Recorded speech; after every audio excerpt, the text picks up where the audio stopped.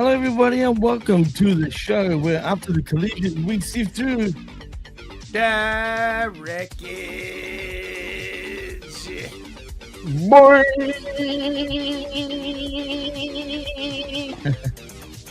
I am your host, Jimmy T. He is my co-host, Jamie the Vet Williams, and the best in the world, mind you. And he's our co-host, the magnanimous, the glorious Chabelo Vera Cruz. Boys, what's the haps? It's double or nothing day, I guess, today, right, guys? He's a professor, Jimmy. Yes, it's Don't true. The forget professor. It's right there. Man, you got too many nicknames, bro. Come on. I'm gonna give him a pass, Vet. It's okay, because it's Memorial Day weekend here in the U.S. So you're drinking for us, Jimmy. So it is. See, you're drunk enough not even to know what's going on in the U.S. for holiday purposes. Number one. Come on, so man. I'll give you the pass. And number two, with that being said, you got some breaking news for all the holiday nights out there. Yeah, of course, because me being the prognosticator and a weather aficionado that I am, I'm just gonna let the Hami Knights know that since it is Double or Nothing Sunday, it is raining in the tri-state area, guys. So I'm just giving you a little bit of a warning. So if you're gonna do your parties or whatever, wear a raincoat like Samoa Joe did at WrestleMania. So just in case, we just don't know how bad the rain's gonna be, but I think it'll taper off by Double or Nothing time. Maybe the buy-in, AJ Boone might suffer with the rain. But I think by the time 8 o'clock Eastern Standard Time starts, the rain will taper off. It'll just be cold because it's going to be like 50 degrees by 8 o'clock time. Damn, that's pretty interesting, actually. What happens if it does end up raining pretty bad? I wonder if they will actually, they would have to stop the show, I assume, right, Vet? I mean, what else can they do? Or can they be as reckless as they always be and continue wrestling while it's actually pissing down with rain? You know what? That's probably going to be more entertaining if they did that. Yeah, probably. I mean, it's just crazy to think that you have, you would have a facility in place that doesn't have, even an open air stadium or arena should have some precautions or whatever for the rain, because this thing was built to play a sport in. So you have to know that it's a possibility, and you want to have official important games played, whether there's rain or not. So you would think that they'd be able to come up with some sort of a canopy or some such thing to cover just the play area or the ring area or whatever area the play area needs to be covered. Fuck the fans. They can get drenched, but you can bring your own poncho, or you could sell them at the concession stands for a tidy profit. But yeah. It's interesting. But Jimmy, it's one of those things. Is like I said, I think it'll taper off by 8 o'clock.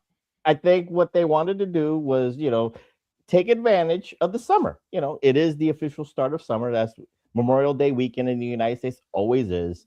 Maybe Tony Khan didn't think that the weather would be a little bit this cool around this time. So again, you can't blame Tony on that. You can't blame Tony on Mother Nature.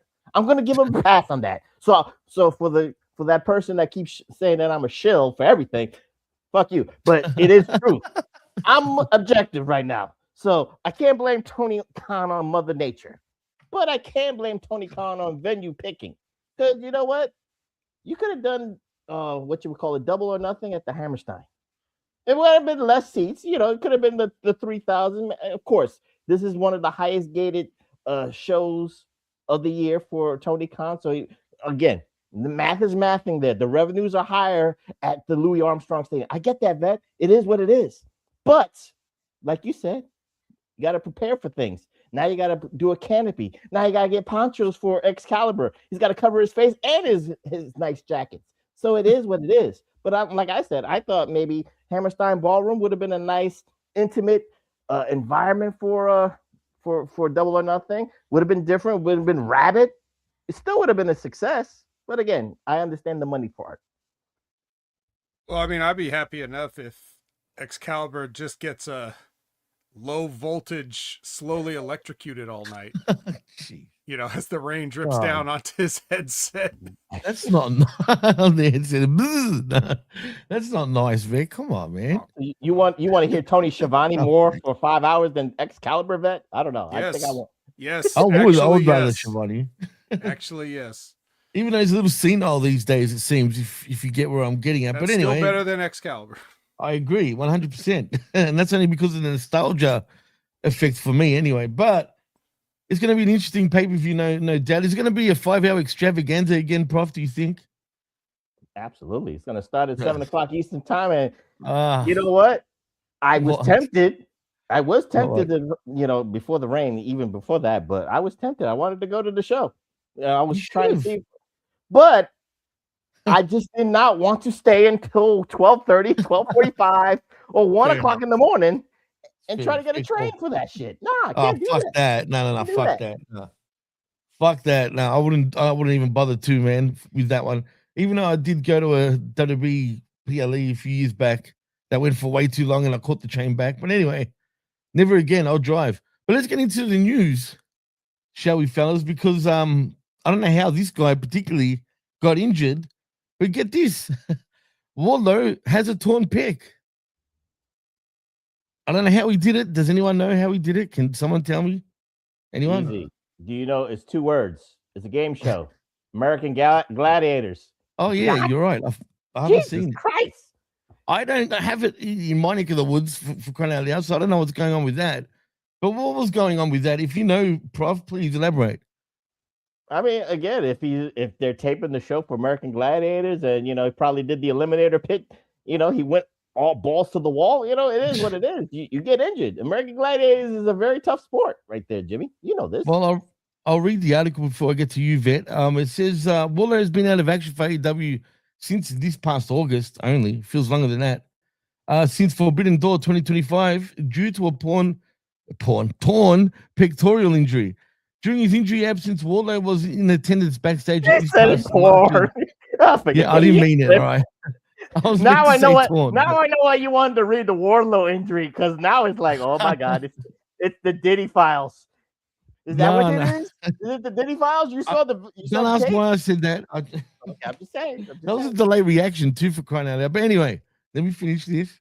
So Wardlow was in attendance backstage at this past March's Revolution 2026 event, and also worked on the filming of the recently released American Gladiators reboot series for Amazon Prime. Fightful Select reported that their sources stated, that Wardlow was seen in the town ahead of Sunday's AEW Double or Nothing 2026 event in Queens, New York.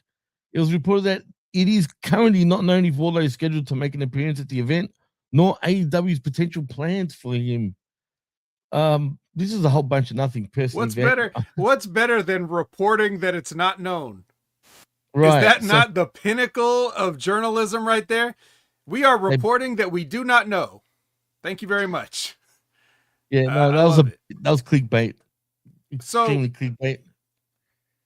I don't know if Wardlow got hurt and then went to film American Gladiators, or Wardlow got hurt during American Gladiators, or Wardlow got done with American Gladiators because it's done.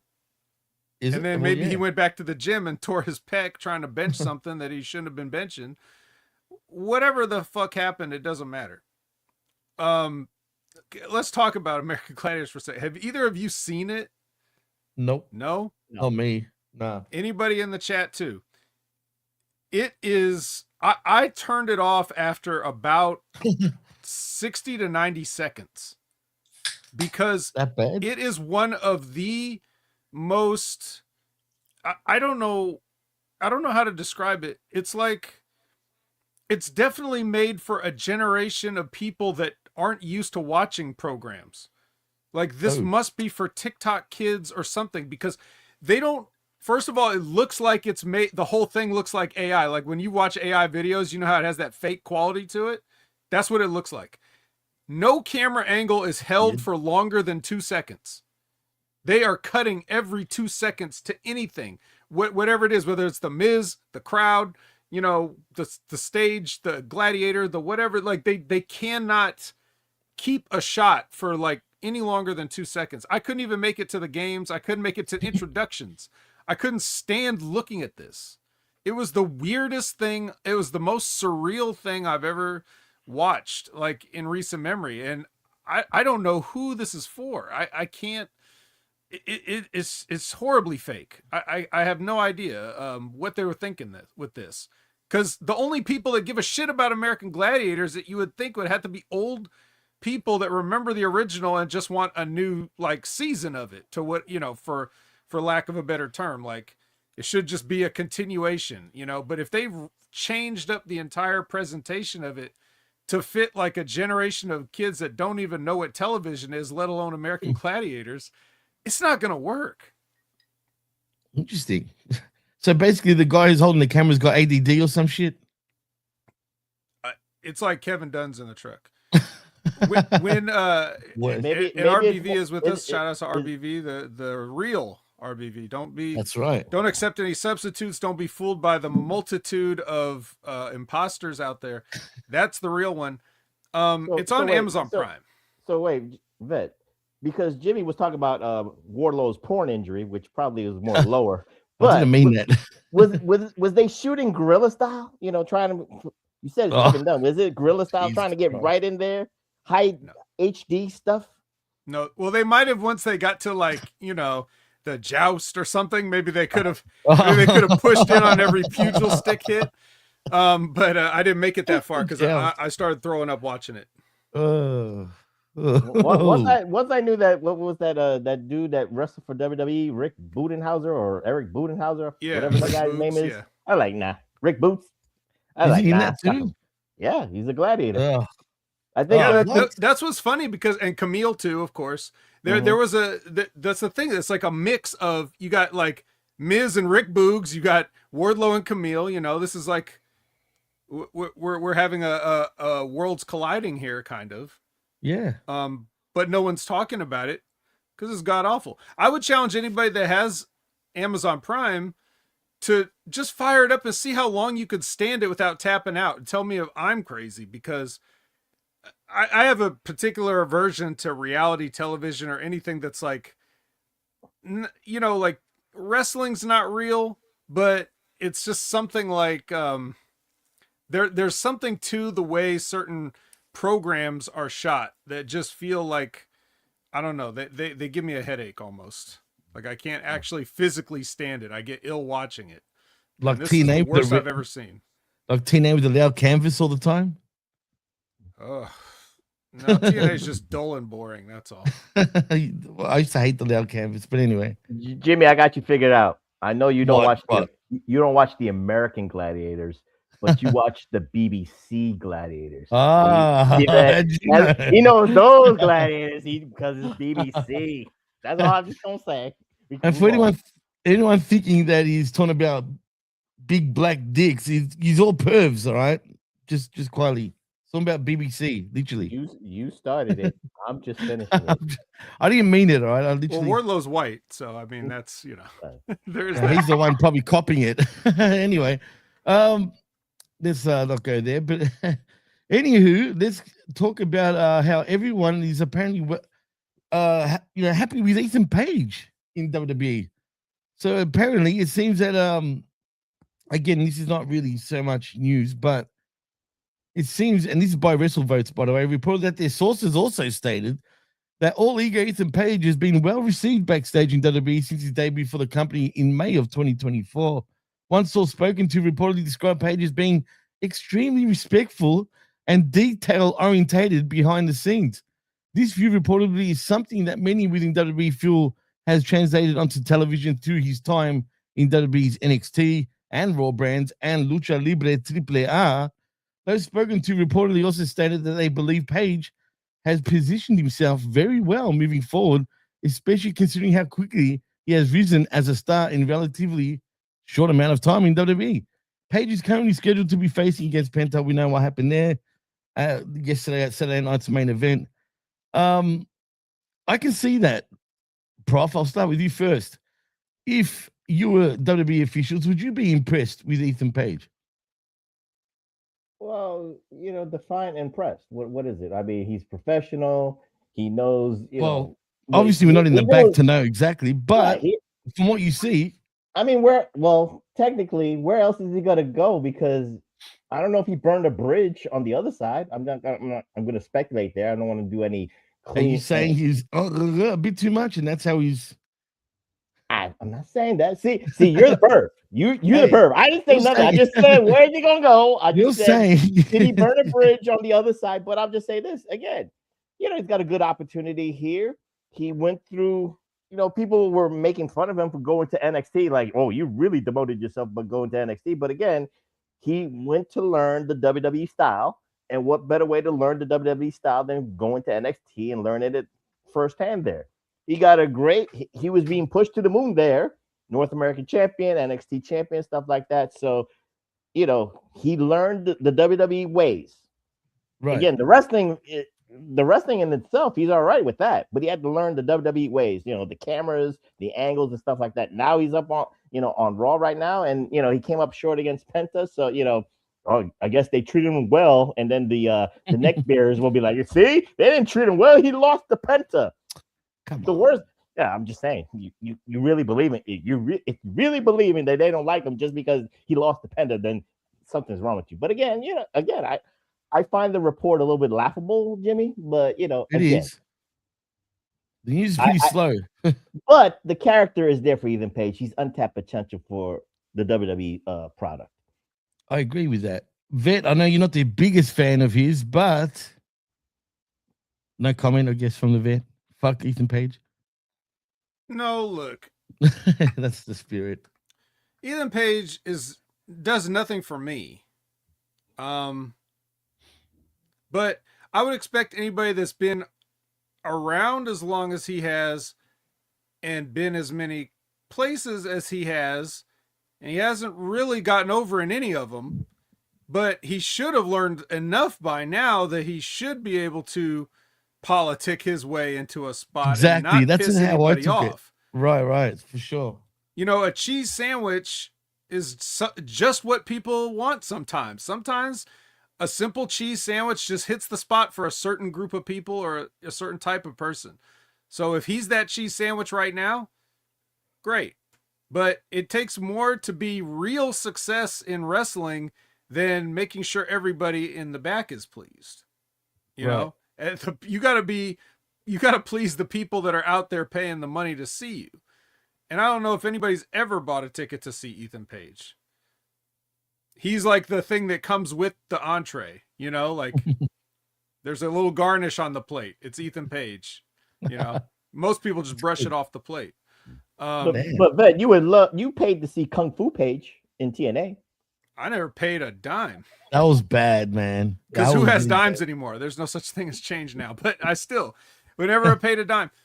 And the funniest, what the best, if anybody had been watching AEW back when this happened, then it might have ended his career right there. But since nobody cared and nobody was watching, nobody saw it. But I never forgot it. When Brandy Rhodes came out on TV and said, "You're the member of the North we didn't want." Yeah, I remember. If anybody had actually seen that could have been a nail in a coffin for him. And it took him a while to recover from it as it is. It actually did take him a while to recover for sure. Actually, not until what's his name from American Top Team, I felt like is where he made his comeback again in some ways. No, that proved the point. You paid to see him, not Ethan. You paid to see the mouthpiece, not Ethan. Right, but he started talking a lot more on the mic too at the time, and that's how he kind of recovered, in my opinion. Anyway, I think it's only because we've gotten to a point where the bar has fallen so low, as well as we have so many inexperienced people that are being brought in from other avenues and pushed before they've actually really learned the craft, and they never will. Like, for example, Sol Ruka. Yes. Sol Ruka's part of the, the pretty gymnast generation. We've got a Tiffany Stratton, we've got a Sol Ruka, we've got Kalani Jordan, we've got, and they have varying degrees of marketability, but ultimately, no matter what anybody says, the wrestling part matters. It matters somewhat. Absolutely. So, that's who we're getting. So when you get a guy that's basically got nothing interesting, in my opinion, to offer like a Ethan Page. It's just his level of experience seems so much more refreshing to these people, like because they haven't seen a pro wrestler in a while. So they're impressed by almost nothing. Like this is the basic minimum level that you should have had in your experience just to do jobs on TV, let alone get pushed or be put in an intercontinental title match on Saturday Night's Main Event. Yeah, no, it's a great point. You know what I mean? Ethan Page would have been like a Steve Lombardi or a Tom Stone or a Barry O or a Barry Horowitz, or like that's what he belongs at. But because everything else has fallen so far, now he's pushed like he's a star, like he's gonna make anybody any money. Okay. Best in the world. I mean, he said it. We got to check the books, but we got to check the books later on the year, see what the Ethan Page factor is. But we'll check it's still a little bit early. He'll be successful, but I think with what Vet said is exactly why he'll probably be successful. I'm not disputing it. I'm just saying, like, we got to check the books to see what the Ethan Page effect will be. Because again, your report says the officials are pleased with him. But again, how it goes both ways, Jimmy. That's what I'm trying to say. Like, okay, he's professional. He'll do what needs to get done in the ring. But then the factor is, from Vet's point of view, is does he bring the ratings? What's his quarterly hours? And what he does. Again, that's the thing. But we got to see end of the year. But like what Vet said, his seasons, because he's been all over the place where so many wrestlers these days are not. They just don't know, right? Compared to someone like him who's, he's basically done the hard yards to get to where he is now, and that'll be impressed just from that alone, because no one is impressing him anyway. So anyway, look, I don't know. We'll see what happens with Ethan Page, but I think you hit the nail on the head, Vet. Like, that was very well put, man. Let's see what else is going on here. Well, I saw it, but then it's disappeared. Let me just go to the next page. I mean, there's no point of me even talking about why CM Punk is absent. He's just taking a break. I bet you that's what it's going to say. Oh, did you guys see about Ludwig Kaiser and getting arrested? By the way, I'm sure you guys heard about that, right? Mm-hmm. Now, was he? I've heard different reports, guys. I don't know what the hell the real report is, but apparently the real report is that this person that was in the friggin' elevator with Kaiser and his girlfriend, apparently they were getting all smudgy with each other, and I guess the guy didn't like it, because as he walked out, he says, "Next time, show some fucking respect," and I quote, "because if you don't, I'm gonna call ICE on that bitch." And then, of course, Kaiser lost his shit and apparently punched him. And then I heard other reports that nothing happened other than a chat. I don't know what's true and what's not, but to me, if he got arrested, surely there was some sort of physical altercation, right, Prof? Yeah, it was a physical altercation in the elevator. That's what I heard too. So again, what did it trigger for Ludwig Kaiser to go after the guy? Maybe the ICE comment. I would say so. But again, if I'm in an elevator with two people kissing, I don't care. I'll look, and then once the elevator doors open, I'm leaving. That's the thing. It's kind of a weird thing. But again, if you know that this is the way I'll look at it from my point of view. If you're looking for a payday and you know that's a celebrity, Ludwig Kaiser is a celebrity. Now, people say that's El Grande Americano. No, it's not, guys. I've seen El Grande Americano since the 1980s. So I don't know this grand conspiracy about Ludwig Kaiser and El Grande Americano, but neither here nor there. But again, if you know that's Ludwig Kaiser, WWE celebrity, you're gonna try to get a payday. That's what it is. He got punched. He's gonna sue. It's gonna go civil. You know the game, Jimmy. That's the way it's gonna go. No, for sure, 100%. Vet, anything to say about this incident at all, man? No, I don't care. I had a feeling that's why I went to him second, and that's how I put it the way I did, because I just had a feeling. I just like the way the IWC like rolled with this. Is like, oh, you know who was in that elevator? It was Chad Gable. Shorty G was the guy in the elevator with them. So I like that people had a sense of humor. Or Ric Flair. Well, maybe. Well, RBV says the other dude in the elevator must have been a Tiffy Time fan, possibly. I mean, the way he dumped her ass, I mean, shit. Well, she's already moved on anyway, so who cares? Okay, well, we got some, apparently Asuka provides an update on her WWE status and career future. Asuka is currently expected to be out indefinitely for WWE due to undisclosed personal reasons following her match against Io Sky at Backlash 2026 earlier this month. Asuka recently. Hey Siri, what's diet closed? I'm trying. Just want to know what that means. Go ahead, Jimmy. I'm sorry. Go ahead. I don't know, man. I'm fucking up with some words today, for fuck's sake. It's all but right. Anyway, all right. But bear with me anyway. Asuka recently released a new video on her YouTube channel providing an update on her current status with WWE and future of her WWE and wrestling career. Asuka stated that she is still signed with WWE and will make sporadic appearances in the future. Asuka also confirmed that her absence is due to a personal issue. It's already been about 2 weeks since my last match at Backlash, is what Asuka had to say. I know there are a ton of rumors flying around out there. People asking, are we ever going to see Asuka wrestle again? Is she going back to Japan? Is she leaving WWE? The truth is, it was a personal matter. I reached out to WWE and we talked it through. But let's be clear, as all of you know from watching my matches, I can still go. I am still at the top of my game. I've been with WWE for over 10 years now, and it's almost like it was just a given. And because it became such a part of your daily routine, I think my presence there just became something everyone took for granted. But remember, nothing lasts forever. Everything is finite. You see, I'm not just a wrestler by trade. I'm a designer too. Even the way I live my life has to be art. I'm sure you're all wondering what's next for me and how I'll be involved with TV and the tours moving forward. But don't forget, I am still officially with WWE.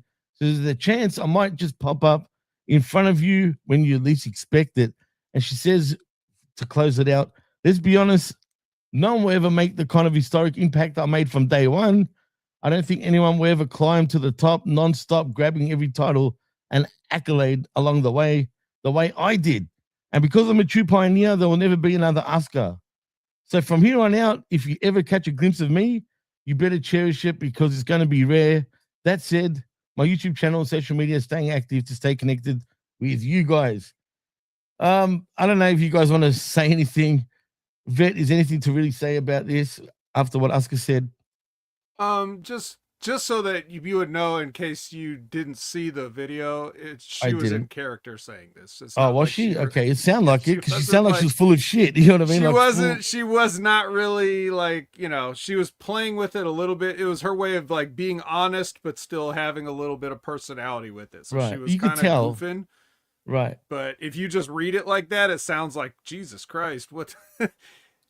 So well, no, she's playing around. She's playing around.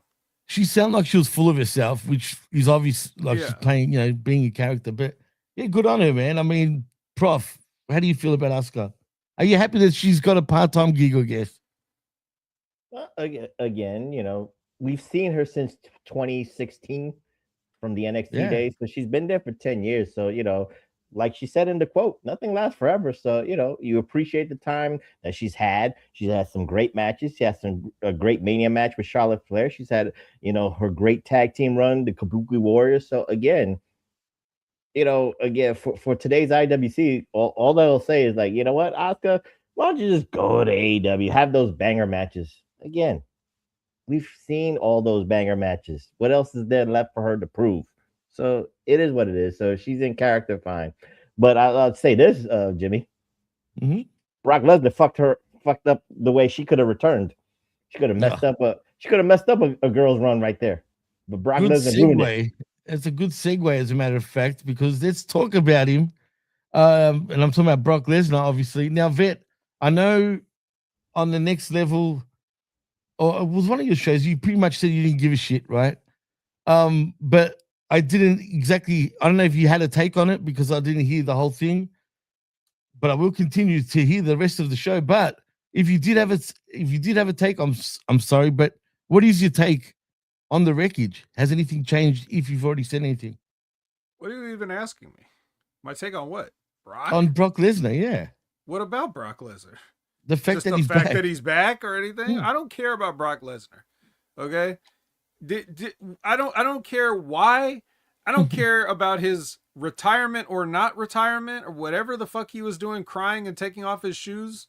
Like if he just got concussed and that's what he felt like he needed to do is cry and take off his shoes, whatever. Like I don't care. None of what Brock Lesnar, you know, has has going on is of any interest to me in particular.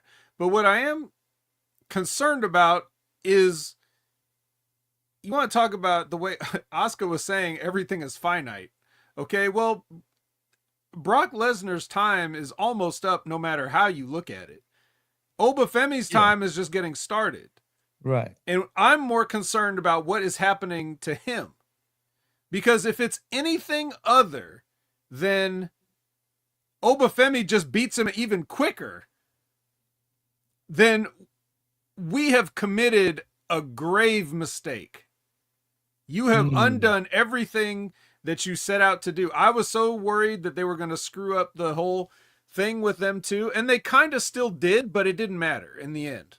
The end justified the means. They worked backwards from, Brock Lesnar getting a foot on his chest to them, staring at each other menacingly, like weeks apart. They did it completely backwards. They did a complete, backwards from where they should have started and where they ended up. But at the end of the day, he beat Brock Lesnar quickly and decisively, and that's what needed to happen at WrestleMania.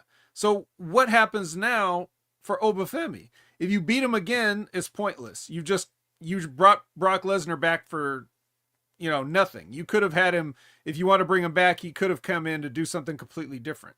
Because obviously, you can't go from the complete and total domination to now Brock winning something. It's not going to work. You'll kill Oba. So if this is where, Oba's fall from grace begins, pun intended, then you're witnessing it in real time. So I'm more, that's the person's career I'm concerned about. I don't give a fuck about Brock Lesnar. We've seen it. These people just won't leave. They promise to retire and they just won't leave. I'd rather AJ Styles come back. He's the one that's not coming back. Right.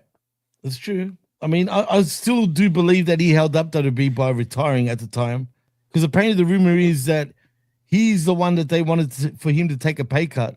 I don't care. Right, I'm just putting it out there. But Prof, anything to talk about when it comes to Brock, or should we just move on right along? Again, it's funny because the reaction that he got with Obafemi, again, whether it was piped in or not, neither here nor there, but the reaction was there. So we cannot overshadow that stuff. So that's what I'll say on number one.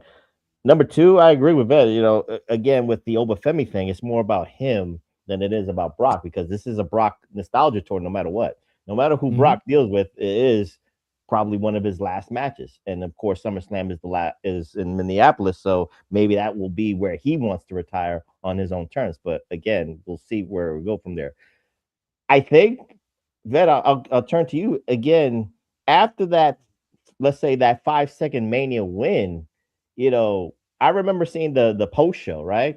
And the fans were chanting like for Oba to go after Roman Reigns when he won the title. So, right. But again,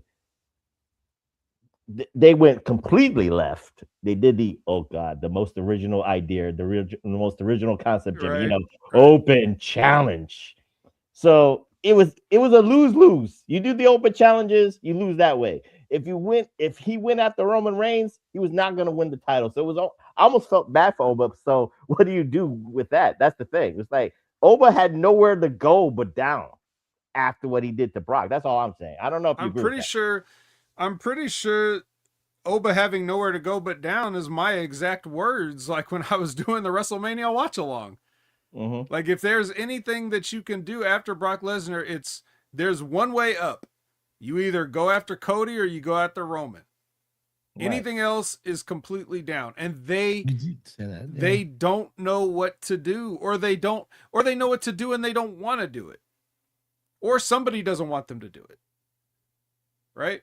I mean, I know people can say whatever they want about Triple H. Okay, I know the guy Triple H. I know it as much as you could know anything in your bones that you don't really know. I know Triple H knows better. I know that.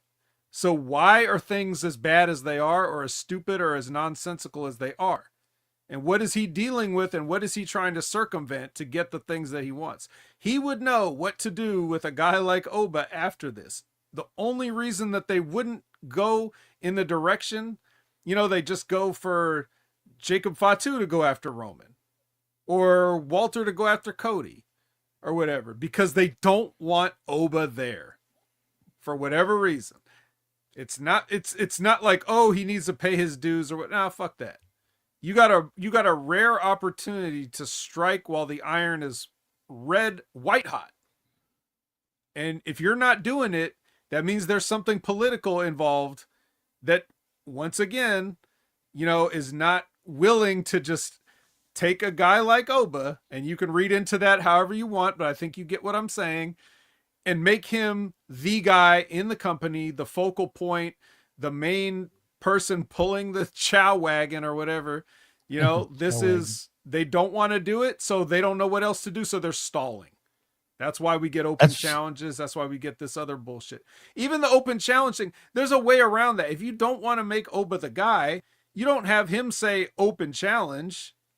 You have him say, I want the champion. And then you have somebody get in his way, or the Adam Pearce say, like, well, we have this going on right now, and whatever. You put things in his way so that it makes sense that he is trying to go the only place he can go, which is up. Don't make him look like an idiot coming out and calling out jobbers. That's not going to get anybody over. It's not going to get them over. It's not going to get him over. And it's going to make the WWE look stupid, and the fans are going to get restless. We did miss that Akira Tozawa Oba dream match, though. I'm just saying. We did miss It's still on the table. It's still on the table. It could be, yeah. Well, I guess the only positive spin you can give on this is that, if you remember, originally, wasn't it Brock that had the open challenge that started all this in the first place? It was Oba. It was Oba that, took up his challenge. So Brock returned the favor, that bullshit. So what you're saying, Jimmy, long-term storytelling with Oba challenges. Long-term storytelling, pals. Come on. It's bad, though. It's more like when they tell AI to write me an episode of Raw, AI is pulling from all these other episodes of wrestling that have open challenges, so they craft an episode that has an open challenge, because you have to have an open challenge if there's a wrestling show on. I'm going to ask, actually, AI about open challenge and how to do it. And I'll get back to you guys on a later date to see how much better they could do it than what WWE can. I mean, it might be interesting, but I'm with you guys. I'm worried for Oba, but I'm going to give him the benefit of the doubt for now, because surely they can't screw this up. I mean, they can't, but they will. How do you screw up someone like Oba Femi, man? That's what worries me. You're probably about to see it in Clash at Italy. If he loses badly, it's. I mean. I don't know, man. Before we go on to the next segment, let's just, again, I don't want to keep going on this, but Vet, your honest opinion. Let's say, hypothetically, I don't want to get you mad here, Brock wins at Italy, right? But he wins with, I'm sorry to say that, but he wins with maybe the low blow. He wins with maybe the foot on the ropes kind of thing. Does that protect Oba, or he's done? Okay. Nope. He's done. The fact that he's even in this, well, look, it's I get it. To an extent, I get what This Ain't Texas is saying, like a forced push. Like, I get it. But it's like, whatever the reasons are, this is where we got to. And now you got to deal with it. If you didn't want to push Oba, you shouldn't have pushed him. But you did. So now here you are. Now you got to do the right thing. It books itself. Like, anybody with half a brain could see what to do next. They just don't want to do it for whatever reason. Like, oh, it's too soon for Oba to be the champ. Why? Who cares about fake wrestling belts? Why not? Just do it. You put him in this position. Now you have to go that way. You made your bed. Now you got to lie in it. Any other cliches you want to say? We didn't ask you to have him come out and face Brock Lesnar. You did that. He didn't ask for it. He just did what he's told. So since we're here now, Do the right thing. Keep going in that direction. Keep riding the momentum, And don't be like, all right, we really got something here, but now that WrestleMania is over, let's pull it way the fuck back. Just no. You know what? If WWE actually done things right, that could have been the actual modern day Hogan versus Andre if they did things right, literally like right. Yeah, and pushed both of them, but it's never going to be the case, unfortunately.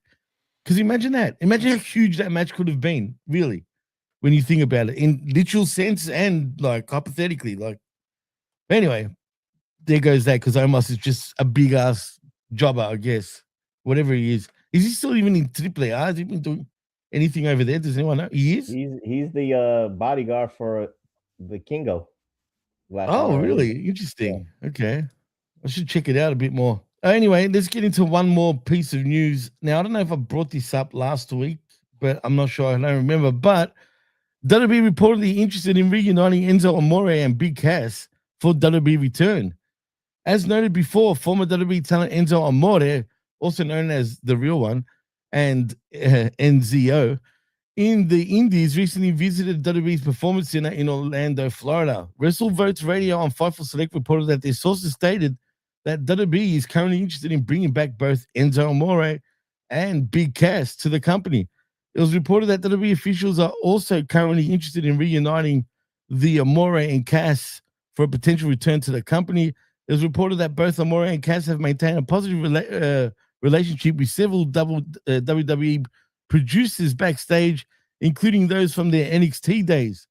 Amore and Cass previously worked as a team with WWE from 2013 to 2017, and apparently Big Cass's contract with AEW is currently set to expire by the end of May. If this is for real, and I've heard a lot of rumors and speculation that Enzo has been at the Performance Center, right? There's been a lot of reports of that. People have seen him. I'm down for this, man. Me personally, I was a huge fan of Enzo and Cass, but particularly Enzo. I just loved his energy, man. Yeah, he can't wrestle, but who cares? He's entertaining. So I'd love to see that. I think the crowd would absolutely lose their shit. I would lose my shit. I'll be pretty excited as long as they've matured up, and I'm sure they have. It could be a big deal, and they do need to rejuvenate the tag team division. Vet, would you be excited to see another reunion in WWE for Enzo and Cass? Yeah, they never should have been gone. I agree. That's awesome. We've lost years off of their career not having them around. I know. I mean, Enzo, his thing was people didn't like him, but whatever. Who cares about that? When has that ever stopped? When has that ever stopped anybody? So being unlikable never stopped anybody from getting pushed to the top, right? Yeah. Just ask Shawn Michaels, just ask Randy Orton, just ask a ton of people. So that's really shake Randy's hand. Other people got to get over that. It's not so much him. Cass has some other issues, that he's worked through, and he's apparently, doing well. He looks great. I think he's at the best he's ever been right now, even though we haven't seen him in weeks. We've seen Bekeith. We haven't seen him. So maybe he's because they know this, or because they, everybody knows everything in wrestling. The telephone, telegram, tele-wrestler is still real in 2026. Sure. So that could be a big reason why we don't see, what is his name in AEW? I've already forgotten. Big Bill. Big Bill. Great name, by the way. Just merchandise flying off the shelves. But that's, Professor, my point about this. The best thing about them, sure, you can bring them as a tag team to rejuvenate the tag. Yeah, right. Give me a fucking break. There's no tag team division to rejuvenate. It's dead. But in the era where every single, 5 minutes at best, you get some new ad trying to sell you some new product. These guys are the perfect pitchmen to do all this in-show advertising. What do you think when we get the super chat and we play that video? What do you think that was? That we said, what do we got over here? Yeah. Cup potatoes? That's a Sonic ad they were doing on an episode of Monday Night Raw, bro. And that's what they were so good. You were happy to be sold a product if it was Enzo and Cass selling you the product, So this would be the best time ever to bring those guys back to do that. I agree. On the left, Brian Bekeith and Big Bill. On the right, Enzo and Oh. Cass. I'm gonna go with the right. Come on. I'm gonna Yeah, go with anything. They don't even have to wrestle. Vet just had it. You could do some sponsorship backstage. Again, people are pissed off with those commercials, right? Enzo and Cass can at least do half of those commercials live themselves. And they could do it with Danhausen. They could sell products. I mean, I don't like ads. Don't get me wrong. I'm just saying, but at least live advertisement is better than pre-tape shit. Then you have to wait for 5 minutes. At least I can have something fun with that. But again, rejuvenate the tag team. Well, you know what? It's long overdue. They never won the tag team titles in the main roster. So give them. That's actually a long-term storytelling right there. They never won the tag team titles. Not on NXT. Not in WWE. So what a great way to the reunion and the finish the story, if you will. That'd be awesome, man. I'd love to see that. But you know what? J12 brings up an interesting point because he says, will Enzo have heat in the locker room for the time he went to Survivor Series and interrupt that one match? That was hilarious when he did that, though. It was stupid, but hilarious. I don't even remember what he's talking about. Okay, doesn't matter. It doesn't matter. It doesn't matter because it doesn't matter if he has heat. Doesn't matter if he comes back and has heat with everybody there. All he's got to do is do exactly what they want him to do. That's all. So let him have heat. You know, he became a Vince McMahon guy, funny enough. It was Vince that was pushing him and Triple H couldn't stand him. I find that kind of interesting with that dynamic. But anyway, Prof, anything else to say before I move on? Before we actually get into the wreckage? Well, if Triple H learned from Vince McMahon is, what's best for business. And Enzo is best for business in many ways. So it's his job in the back to quell the heat, if there is heat. He just comes across as annoying. I could imagine he'd be annoying to a lot of people. Money talks first, Jimmy. Remember this. Quell the heat, do the business. Yes, I agree. It's one thing to be annoying, but it's another thing if you annoy people but you're useful. Right. You know, if you got somebody that if you got somebody that could do something for you, put them to work. Like instead of complaining about him, give him something to do to get him out of your hair or whatever. Exactly. No, he's like a dog that you don't walk. You know what I'm saying? Yeah. You know how useful he was, guys? He made the cruiserweight title mean something. He did. When the whole cruiserweight division sucked. He took the title and made it. It was laughable. I got you, Vet, but I'm just saying he made all those other people look smaller with him having the belt. That was just the funniest shit. That was the only good thing about the stupid cruiserweights at the time. But he brought personality to that show, to 205 Live, whatever it was called.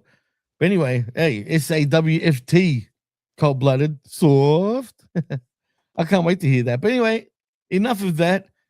Oh, by the way, you guys looking forward to Baron Corbin returning anytime soon? I'm sure not. That's got to be a rib, right? That's not a rib. That's news to Baron Corbin because he said something different on Twitter or Instagram. Did he? Of course he's going to say something different. Just like Teddy Long, which is also rumored, by the way, before we get into the wreckage, of taking over from Nick Aldis' position as the new general manager. And he got asked on the air live, and the way he sold it, yeah, that's true. He's like, no, that's not true. But the way he said it is like he knows something, right? Because apparently Nick Aldis wants to get into the ring, Vet, since you're looking at me like that. Hence why Tilo could be the guy to take over again, player. Source. It was Teddy Long. Self-made pro. No. You said Teddy. You said no, Jimmy. You said Teddy Long reacted to somebody asking him. Right. I don't know. I'm saying, where did that person get it? I have no idea. Who's saying that they want to bring back Baron Corbin and Teddy Long? Because this sounds like Mark shit. No, the Baron Corbin thing is very true. He's even stopped doing indie. I don't know. Everyone's reporting it allegedly, right? Everyone? But he also, on the dirt sheets, yes. But I want to point out though, he also canceled a lot of his indie dates, which is bad news, Vet. Because he's working on what that means? He's working to get that Brazilian Jiu-Jitsu title. Jimmy, come on, man. Canceled his India. Yeah, whatever, man. I hope he doesn't turn back up. Kidding me? But yeah, they didn't. What would bringing Baron Corbin accomplish? Like I know. what has he ever? Who has What? ever liked that guy to the Oh. point where they would they would think, oh, this is what we need to get back. Stop it. I Making don't me know, making me Professor. happy. Making me happy. Yeah, you're a fucking fan of his. I've heard you course I say No, he's not. Nobody is. bullshit. Fuck He outta really here. is. Nobody. The only time anybody ever cared, no one gave a shit about that guy until he showed up with SpaghettiOs on his shirt one day. That's it. And they thought that was funny. That's nothing to do with him. There's nothing to do with him. You realize the ratings with King Baron Corbin, Commissioner Oh, Baron yeah. Corbin. Wrestling was at its phoenix with all those gimmicks, especially SpaghettiOs Baron Corbin too. It all worked. Great stuff. Now you're making me feel So nostalgic. they're gonna bring back what's his name? What's Riddick Moss's name? Oh no, hell no. Oh, fuck no. Funny you bring him up because we spoke about him yesterday on Insanity. Please, I don't want to see Emma either. All right, like none of them too.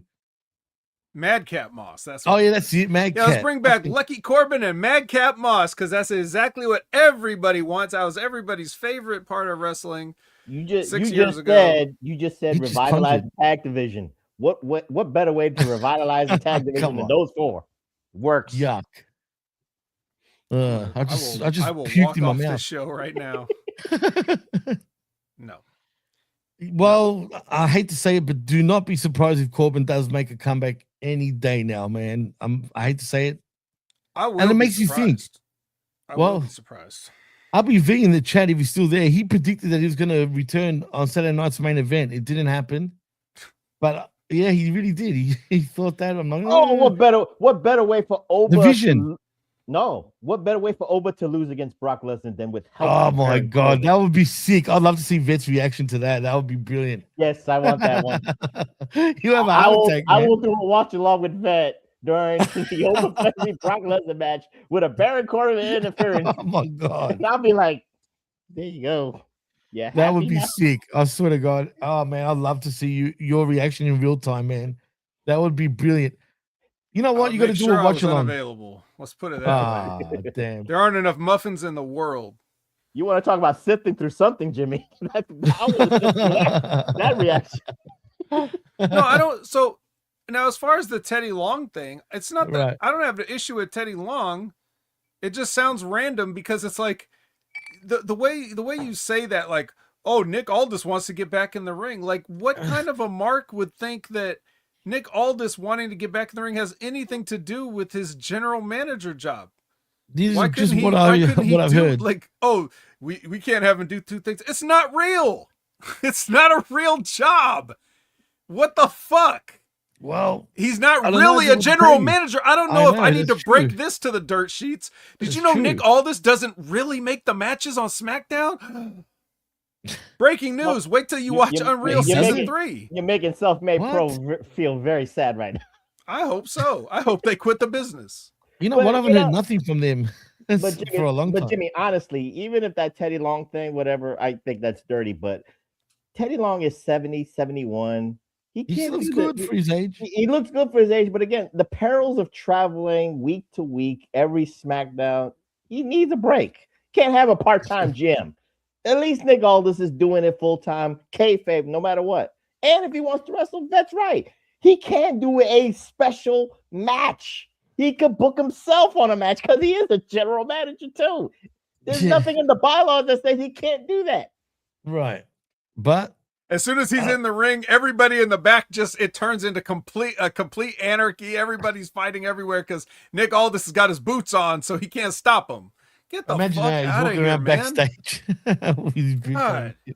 And who are we gonna Yeah, well- report? And literally, if think about this, Jimmy, it's not and Teddy Long. Look who's the general manager on the developmental side. You got Timothy Thatcher on Evolve, and you got Rob Stone.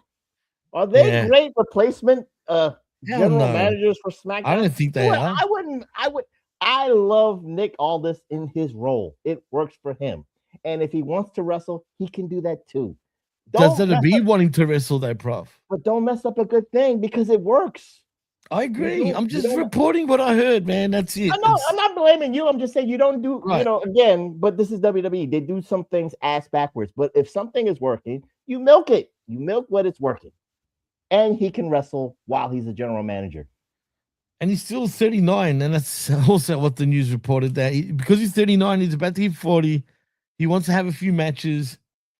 He's still got That's 15 the good years excuse. left. What are you talking about? He's still got, Yeah, that's true. he got He's got to 15 give up. good years.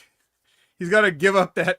He's got to, if he wants to wrestle, he's going to have to give up that tough job of standing in the back next to a monitor and shaking somebody's hand or handing them a contract or whatever. You can't do both. That's crazy. We got to bring in Teddy Long if he's going to. Yeah, but do you know that. what's sad, Vet? WWE think like that though, man. Yeah, they probably do.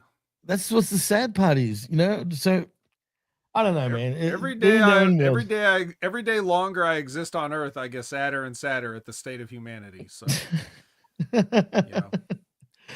Oh man, this guy. Oh well. Anyway, speaking of humanity, time to put the gloves on because we got some sifting to do. Hindenburg. Oh, the humanity! It's time to sift through. Let's sift through the Zeppelin wreckage. we need double gloves because this was a big show on Wednesday because it was a huge show. It was a huge show. It was a huge I guess show. I could definitely get with this whole. Let's just do an extra hour of Collision and forget about the second hour from now. I agree. I would love. I agree. If that could be normalized, but we're going to start out with Dynamite first. It is Jericho and the Bucks appreciating some sightseeing in Portland, Maine. That's true, but is lovely Portland, Maine? Is it Y2 Jacksons or is it?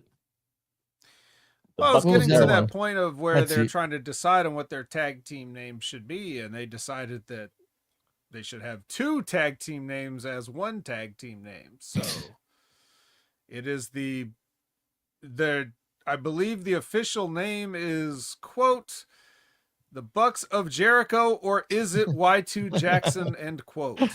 Yes, that's the official name. And they even had special gear made because they're homies now, bro. As a trio.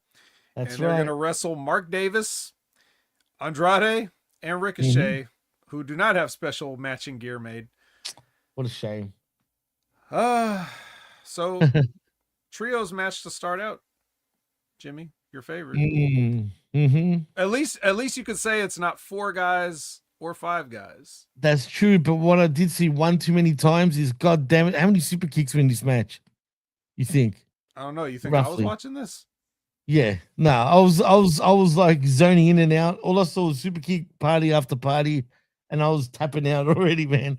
I was done. Prof, what's your take? I don't remember the super kick counter because I needed Mr. Wrestling 3 to do it for me. So super kick. Then it makes it more enjoyable. But again, Stadium Stampede is tonight.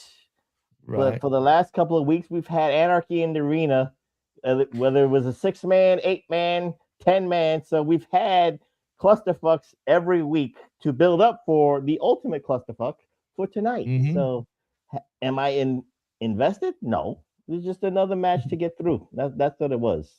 And talk about Chris Jericho, just like Vet. I think Vet said this in the archives. I agree with it. Even I co-signed it, but Jericho just milks and just absorbs other people's energy. It just sucks it dry like a vampire. Now he sucks whatever was left with the Young Bucks.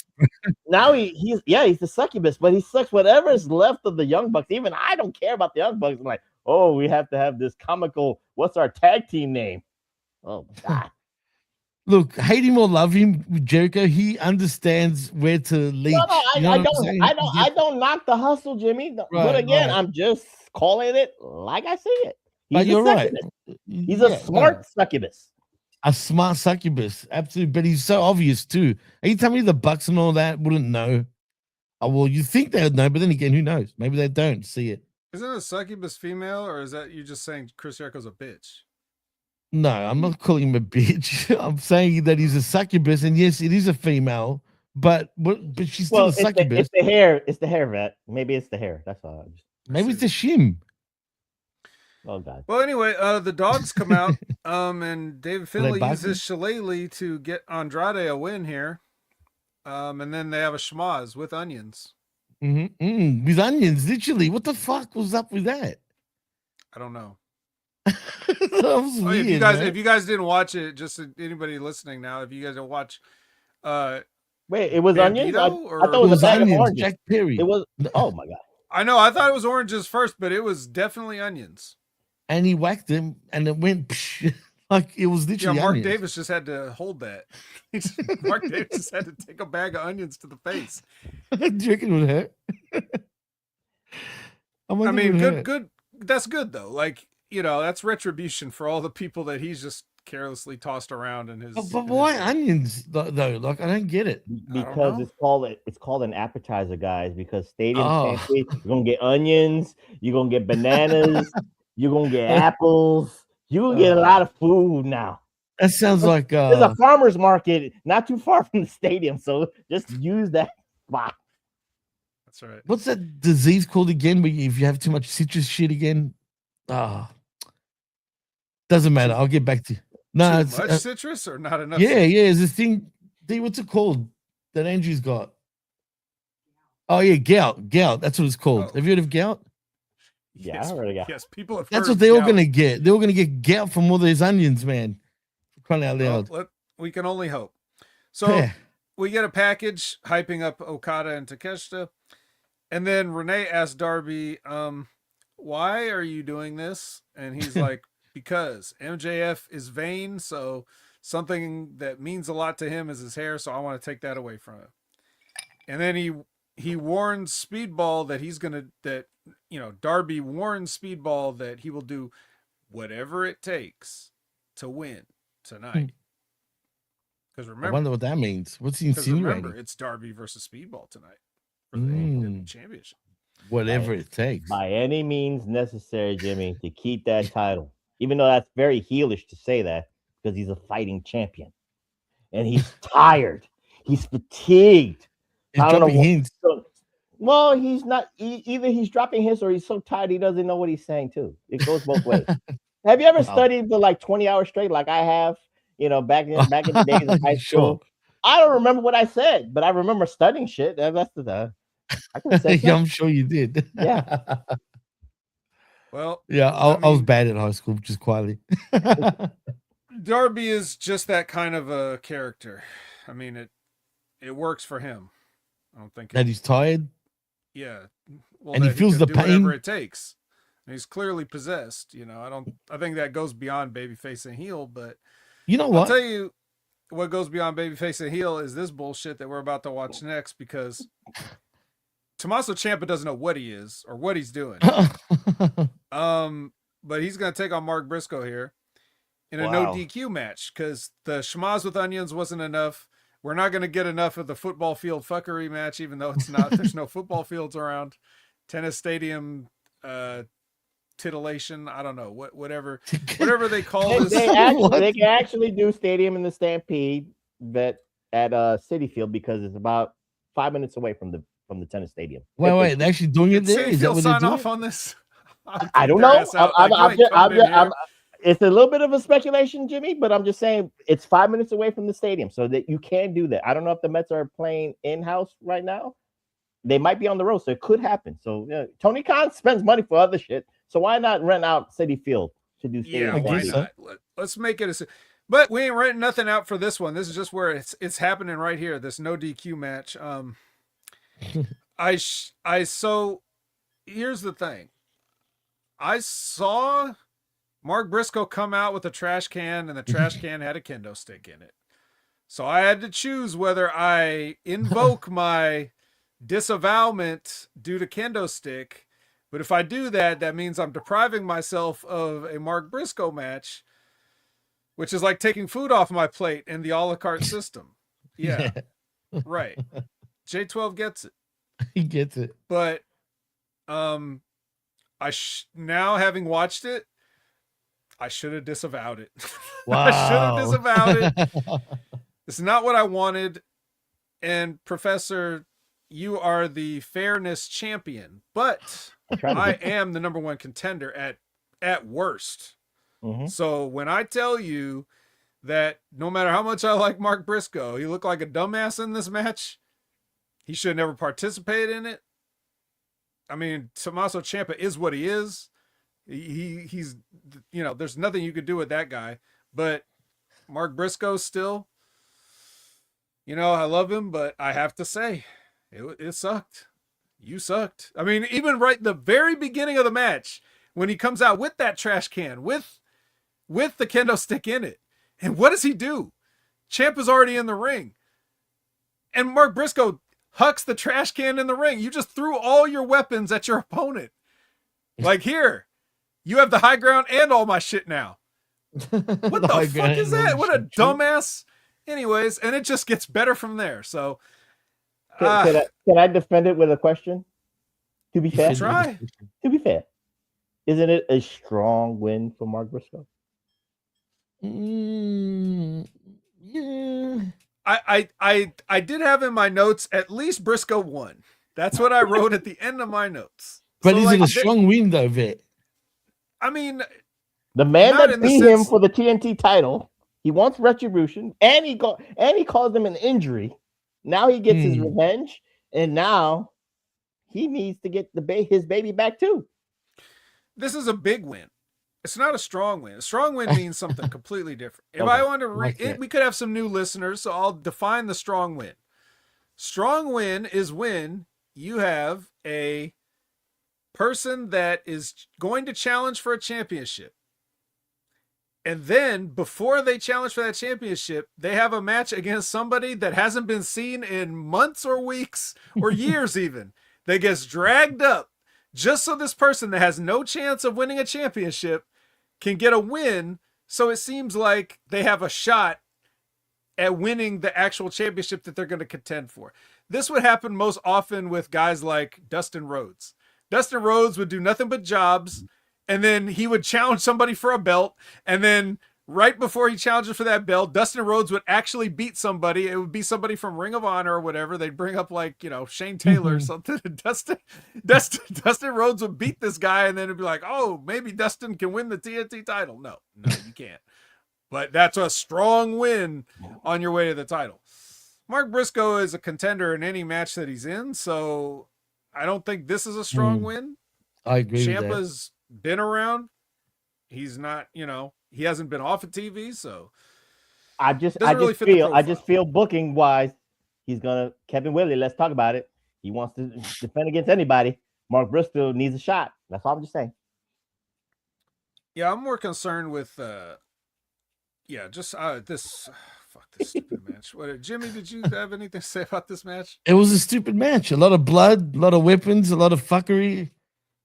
What else can I say? Did you like the part where they actually worked together to build a barbed wire table? Because Yeah, that was stupid, man. you That don't was like, fucking apparently somebody got the idea. It's like, hey, wait a minute. Why would barbed wire already be on a table? Like, we keep doing that where we have like boards with barbed wire already on it. We had also- a carpenter though. Yes. Briscoe was literally sitting there like drilling. So friggin' shit Briscoe's together. like, okay, I'm gonna improvise. I got my Yeah. barbed wire, I got my table, I got my staple gun. I work on a get chicken to work. farm. I know how to Right. do this. So So he starts dumb. building the barbed wire table right there while Ciampa eventually just gets up and hits him because he can't just do nothing for that long. This was the most ridiculous thing I may have ever seen. You know what could have saved that? Is What? if Tommaso hits Mark Briscoe, is like, you don't know how to build a barbed wire table. Let me show you how to build a barbed wire table. Professor, that's what it almost looked It was exactly getting to like that, if we just right. couldn't hear what he was saying, because Right, as soon right. as he knocked Mark Briscoe out, he started finishing the job, putting the staples on the thing. This is It's ridiculous, man. oh my god. All right, Briscoe won. That's all that we need to say. Big win. Big win for the Sussex Big County win. chicken. Big win, right? Yeah. Oh, the chicken. We forgot to talk about the chicken. There as was a well. rubber chicken at some point. No, it was actually a introduced in this. stuffed chicken. A stuffed chicken, sorry. Yeah, not a rubber one this time, but yeah. Let's get that straight. If this was WWE, this would have been sponsored by Purdue Chicken. Would have been. And on top of Purdue. that, Ciampa was freaking working the chick and doing moves on the fucking thing, man. Yeah. And Yeah, almost got a ridiculous. 3 count. Don't forget, he almost got a 3 Yeah. count on the chicken too. Yeah, Briscoe stopped it. You know, Yeah. he said Purdue. Fucking stupid. Have you seen the 6-7 chicken nuggets What? from Purdue? I'll Really? Google that shit. Google it while I'm going over the next thing. 6-7 chicken. Anyway, let's move on. So Prince Nana kicks the old substitute teacher Tony Schiavone out of the ring. Oh, this sucked too, man. He can't play the heel at all. I feel like, man, he's not believable. Nana, Prince Nana. Yeah, it just doesn't come across believable, man. For me, anyway. Well, he introduces Swerve, and on his way down, remember, Swerve's the most dangerous man in storyline. Right. Storyline, he's the most dangerous. And then Bandito jumps him. Oh my God, it's a miracle. We start tussling, and then Swerve eventually bails. It's tussle. Like we barely had anything resembling a wrestling match yet. It's been super kick party, schmoz with onions. Then it's freaking this bloodbath, this chicken, the stuffed chicken bloodbath, and then we've got this. It's supposed to be an interview, but neither of these guys can do an interview. So, because Swerve will just ramble forever about a bunch of stuff that sounds intelligent until you actually put together what he says. Bandito does better English promos than Swerve. There's only one object missing here for this, Vet. You know it. It's a hypodermic needle. Swerve didn't bring it out. Could have used it. Put it through the mask. Could have worked. I'm just saying. But again, we're built this, and the funny thing, was it Excalibur or Tony or Taz? It had to be Excalibur. He said this is in the history of the Owen Hart, the most personal first round match. I laughed. I literally laughed when they said this is the most personal first round match of the Owen Hart tournament. Okay, fine. I laughed. I found it. I'm not going to even check the history to see if that's true. So that happened. That's bad. Yeah, so the most dangerous man just bailed out. Like, oh no, I don't want none of this guy. He's wanted for $10,000. Mm-hmm. So next is Willow, and she's yammering about something, and then I realized that what she's talking about is that she has to relinquish her championship because she got a shoulder injury. Poor Willow. Where did she get this shoulder injury, Professor? From her match with Red Velvet. She twinched something during that match in Collision. Which then makes it weird because, again, I disagree with I don't mind the promo Vet, but I would say if you're gonna write her out, again, people lose titles with injuries.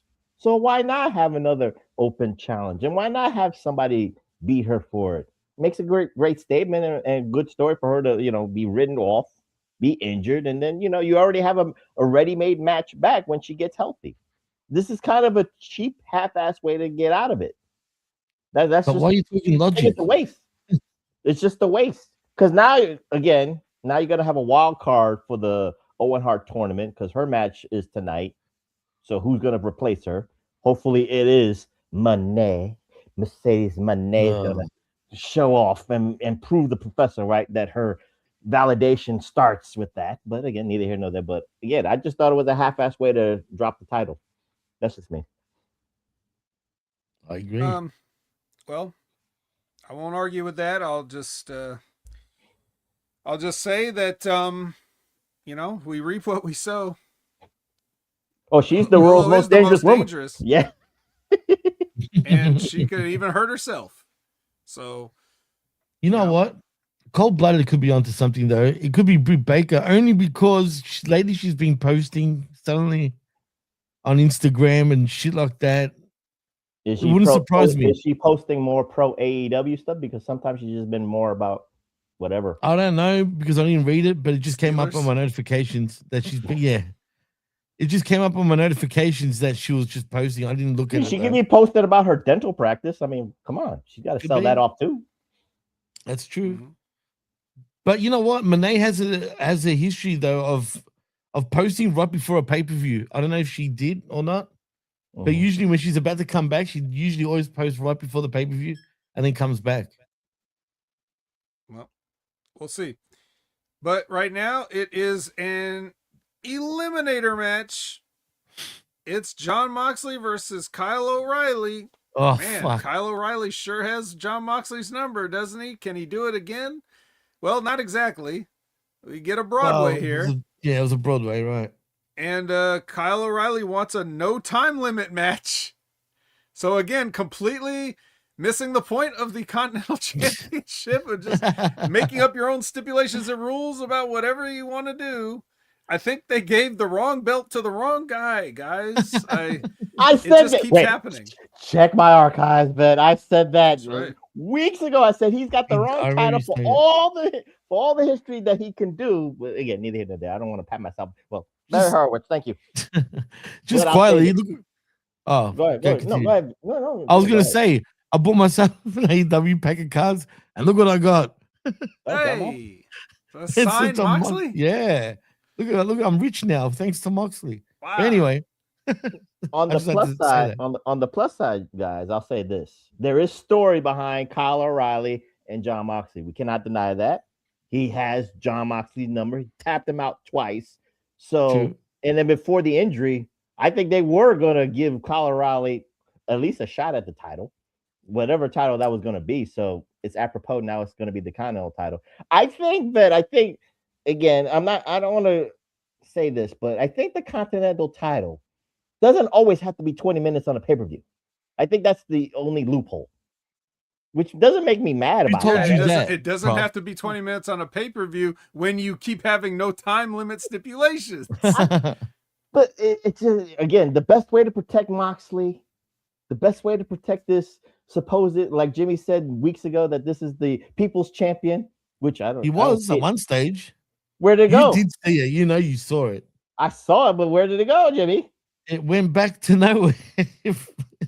I don't even know why they did it in the. I Because don't know the what they were people, doing. the sickos are stupid. They couldn't even follow their own logic. They stopped the logic. That was the problem here. But with that being said, Colorado will get his shot tonight at Double or Nothing and see where we go. But again, Jon Moxley, you want to talk about a succubus? I don't want to use that word again. But he sucks the life out. Now he's sucking the life out of this time. I did applaud him weeks ago. I have to check my archives. I applauded him with the Continental title. I said he was trying to bring prestige to the title. That's the positive. The negative is he's just a succubus with the way he wrestles and the presentation. And then no matter how many eliminators and how many people challenge him and all that stuff, he still has to come out on top. I'll take a line from you, Jimmy. Where are we going with this? What are we doing here? We need to make our own merch soon. Yeah. I'm telling you, we have to. I mean, they could end it all tonight. I hope. Give the belt to Kyle. Kyle 2 belts? I don't know if the last time, yeah, why not? The last time that he took off the time limit stipulation, he won in less than 20 minutes anyway. Didn't even go 20 minutes. So you kept the timing on that? I don't remember timing that. I thought it was more. No, it wasn't. It was ironic. We made mention of it because it was stupid that they made the stipulation and didn't even do anything with it. So that, to me, that would be the story of, instead of you can't get it done in the time limit, and so we're going to make it no time limit, that shouldn't even be allowed. It shouldn't even be allowed by the rules of the title. So instead of doing that, the story should be like, I mean, Kyle just going the 20 minutes gets the title shot. This wasn't for the title. So even though it had a 20-minute title, even though it had a 20-minute time limit, or wait, was this for the title? No. Was this an eliminator or was it for the title? No, it was eliminator. It was eliminator. And it wasn't for the title. Because it's a draw, he's guaranteed. He's number one. Yeah, number one contender, even though it was a draw. He won with a draw. That's what it was. Right. Okay, well, either way, the idea should be like, I want a rematch because I get I won the eliminator, so I get the rematch. But now the story of this match should be like, well, I can't let the time run out again because I have to win it. So the story is Moxley trying to survive the onslaught. Like, can Moxley? Obviously, Moxley can't beat Kyle O'Reilly. No, Josh. No, Josh. No Iron Man. I can't do it as John Moxley Iron Man. Can't do it. Don't conjure it, please. No. Anyways, so the story is John Moxley can't beat Kyle O'Reilly anyway. So now he has to survive the onslaught. All he has to do is survive the 20 minutes, and the match becomes exciting because Kyle O'Reilly's clearly trying to win it because now he can't go to a time limit. So he's trying to put this guy away. Now either he does or he doesn't. That's the story that depends on how they want to, where they want to go with this. But either way, that's more interesting than just saying, oh, well, I couldn't get it done in the time limit, so let's remove the time. No, that's what the title is. If you don't want to do that, challenge for a different title. That's just how I feel about it. But you could tell a story even within the rules of the title that still fit the story with the men. You know what I mean? It's just, they don't think about that stuff, I guess. But it's pretty obvious. This is John Moxley's vision of the Continental Belt. That's what it is. That's so scary. And he's creating the rules as he's going with it, as he's going along with it. Cool. Great. Love it. I mean, so it's like, every belt doesn't have its own set of rules. This is like the only one, and that's the one they had to give to him. So he can disregard all of them. What about the Pure Championship Ring of Honor? Have they stuck by the rules with that? Yes. If anyone's watched it, they have? Okay. I mean, nobody watched it, but yes, I assume they have. Nobody watched it, but yeah, sure. Lee Moriarty, the cat wrestler that you were talking about when you were saying there's too many dogs. Not enough cats. So Renee is with Statlander and Sheeta. Sheeta's like, we're here to watch the matches or something. I don't know. It doesn't matter. Roosh calls out Darby Allin. Yeah. Or whoever wins tonight, but especially Darby. He says, Darby, if you survive, you're going to get the Hearns. Then we get a nice, this is an 8-woman match, Jimmy. Wake up. Wake the fuck up. It's Athena and the Dark Triangle, or whatever they're called, Triangle of Madness. Yeah, Vic, come on, man. It's Triangle of Madness. Yuck. Yeah. Versus the Brawling Birds, Rosa, Thunder Rosa, and Mina Shirakawa. Rosa gets misted by Julia and rolled up by Tekla. Misted. Yeah. That doesn't sound nice. She got misted. Yeah, she got misted. So we could call them the Brawling Thunder Sheeters. The Brawling Thunder. Well, they're not. The Brawling Thunder Sheeters. Thunderkawa. Thunder. Whatever. We could call them losers because they lost. Losers. It's funny. Jimmy, stop it. I have stopped. You're having too much fun with that. But I'm just saying. No, but look at the perfect example. Well, again, I don't want to go back to the Owen Hart thing with Willow. But again, you got a wild card with Thunder Rosa. And then this is the first time she's been on TV since Tekla took her out. So again, it's a prime example of what Tony doesn't do with a supposedly stacked women's division. You putting this the Triangle of Madness and Athena. Of course, we're supposed to see Athena. We've been calling her that she should win the Owen. But again, I'm just talking about Thunder Rosa. She was on TV 1 week and then she's gone for about a month, and then now she comes back prematurely here. And then I hope she's not gone off of TV. That's the problem that Tony Khan does with this stuff. Mm-hmm. Well, here's another problem. We have Jet Speed in the back, and Jet Willie is pepping up his partner for his big title match, and his partner forgets to say anything. It's his title match. He needs to cut the promo. Oh, God. So, well, it's more for Jet Willie. Let's talk about it. Just because he's in character. I think he's honed in on the character. He's honed in on that little bit of arrogance.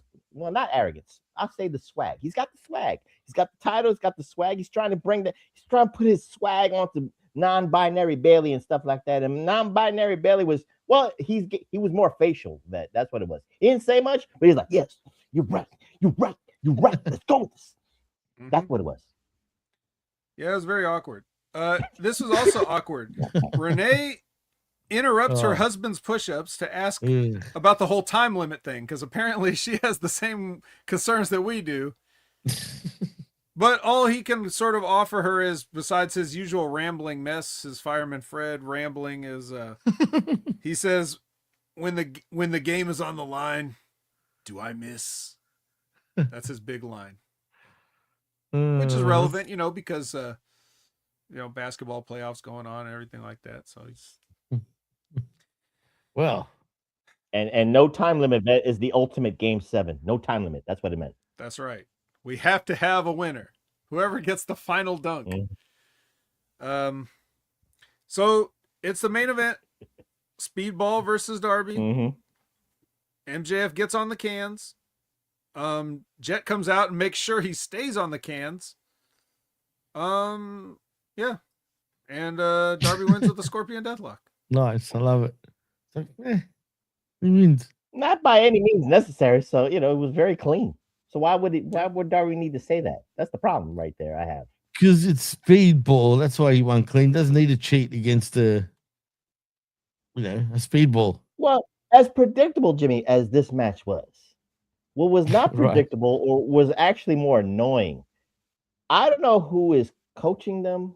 I don't know who is writing for them, or they write for themselves. But why are we getting too much talking with jet speed? Are these the new pillars that have to speak every week? I cannot, again, push aside that they're athletically gifted, Vet, non-binary, Kevin Whitley, let's talk about it. Again, I got that part. The matches are okay. They're decent.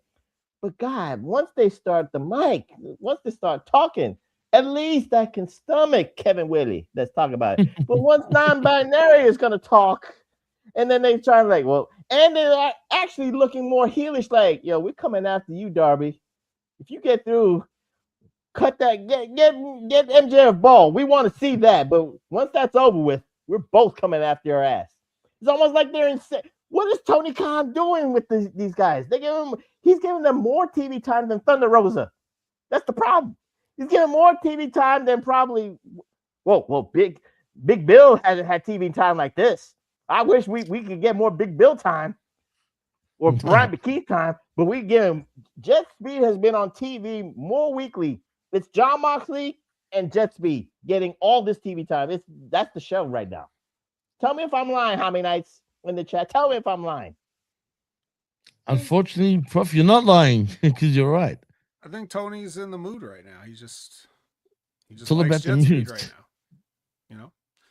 It's true. And I mean, they can deliver if you just want to put them in a match, at any point on the card, they can do what they need to do. So I guess, but I Tony could just be in that.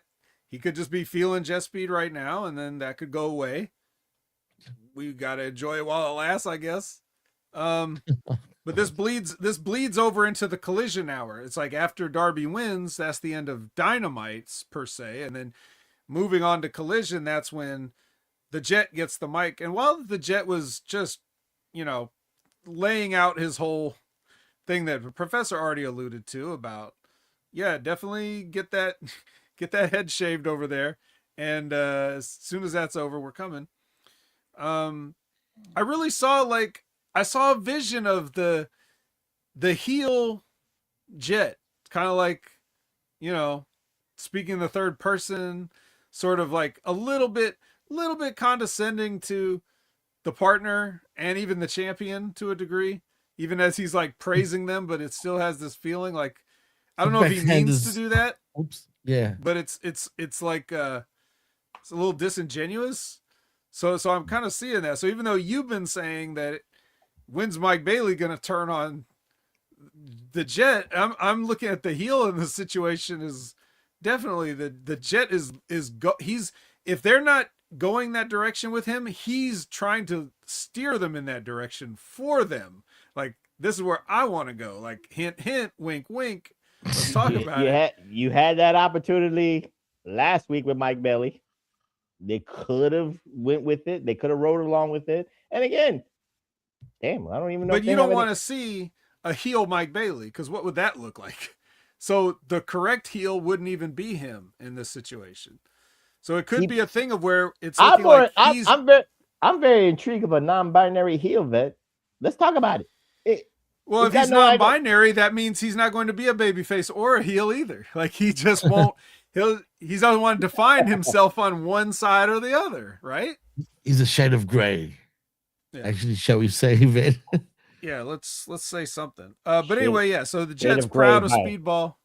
He's proud, and we're all counting on Darby. And when Jet Speed leaves, MJF sneak attack. As soon as they're gone, MJF nails Darby with a sneak attack and gets a pair of clippers and goes to shave the mohawk that Darby has, and then Darby looks like Steven Seagal disarming somebody, like in a Out for Justice or something. He grabs MJF's arm and flips him over and takes the clippers and threatens to cut his hair, and then MJF bails. I wouldn't blame you. Anyway, can I just say one more thing before we go on to the next 7 vet guys? Sure. Let me just say this. We have wasted comedy with MJF in this. We have wasted ample TV time because I think for all the weeks leading up to this match, it was so like, again, Darby been saying it for weeks, like, no, you're not going to get the title shot. And I think the best way to utilize MJF as being the ace of AEW is using his comedy.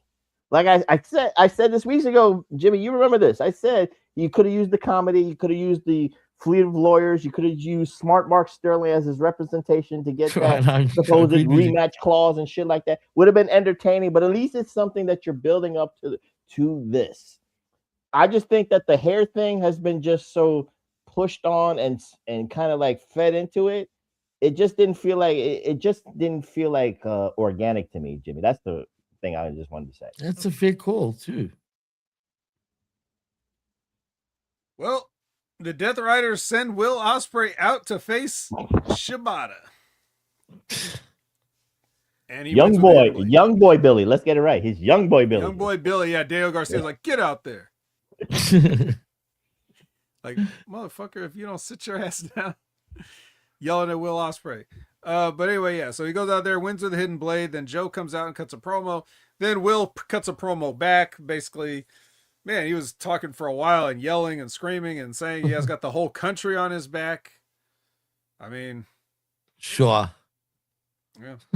You don't sound convinced. It's almost like Billy was thanking, but young boy Billy was thanking the Death Riders for hurting his neck and making me get my edge back. It was like the weirdest thing. So weird. Like I said weeks ago, I missed those promos where Dusty Rhodes was thanking the Four Horsemen for breaking his legs, Daddy, breaking my arms, Daddy, breaking my neck, for making me the man I am. Didn't the Bucks give Jericho for belting his dad? Their dad? At least comedically, it made sense. I guess. Yeah. Well, if you look at all of this mess as comedy, maybe it'll make a lot more sense. Who's laughing? I'll just have to, I'll give him the benefit of the doubt that all the real stuff that makes sense to change Will Ospreay's mind is what happened when the cameras were turned off. You know, when Moxley says, all right, this is enough, and then he turns the camera off, like maybe that's when he tells all the stuff that if we heard him say it, we'd be like, oh, that does make sense why Will Ospreay would follow this guy now. Maybe that's just not for us on television. Maybe we don't get that. Yeah, maybe we're just too dumb to figure it out. Shame, yeah. Yeah, whatever. CSC Wrestling Factory, speaking of dumb, this is real now, guys. We're talking about years. We were talking about all these years of friendship and our careers together and everything. This shit is real. Now we're serious. Forget about that whole other match we had and we could have been serious. We're serious now, right? We got an I Quit match. It's a triple stip. Okay, it's a triple stipper. It's a lemon pepper stepper. It's got titles on the line.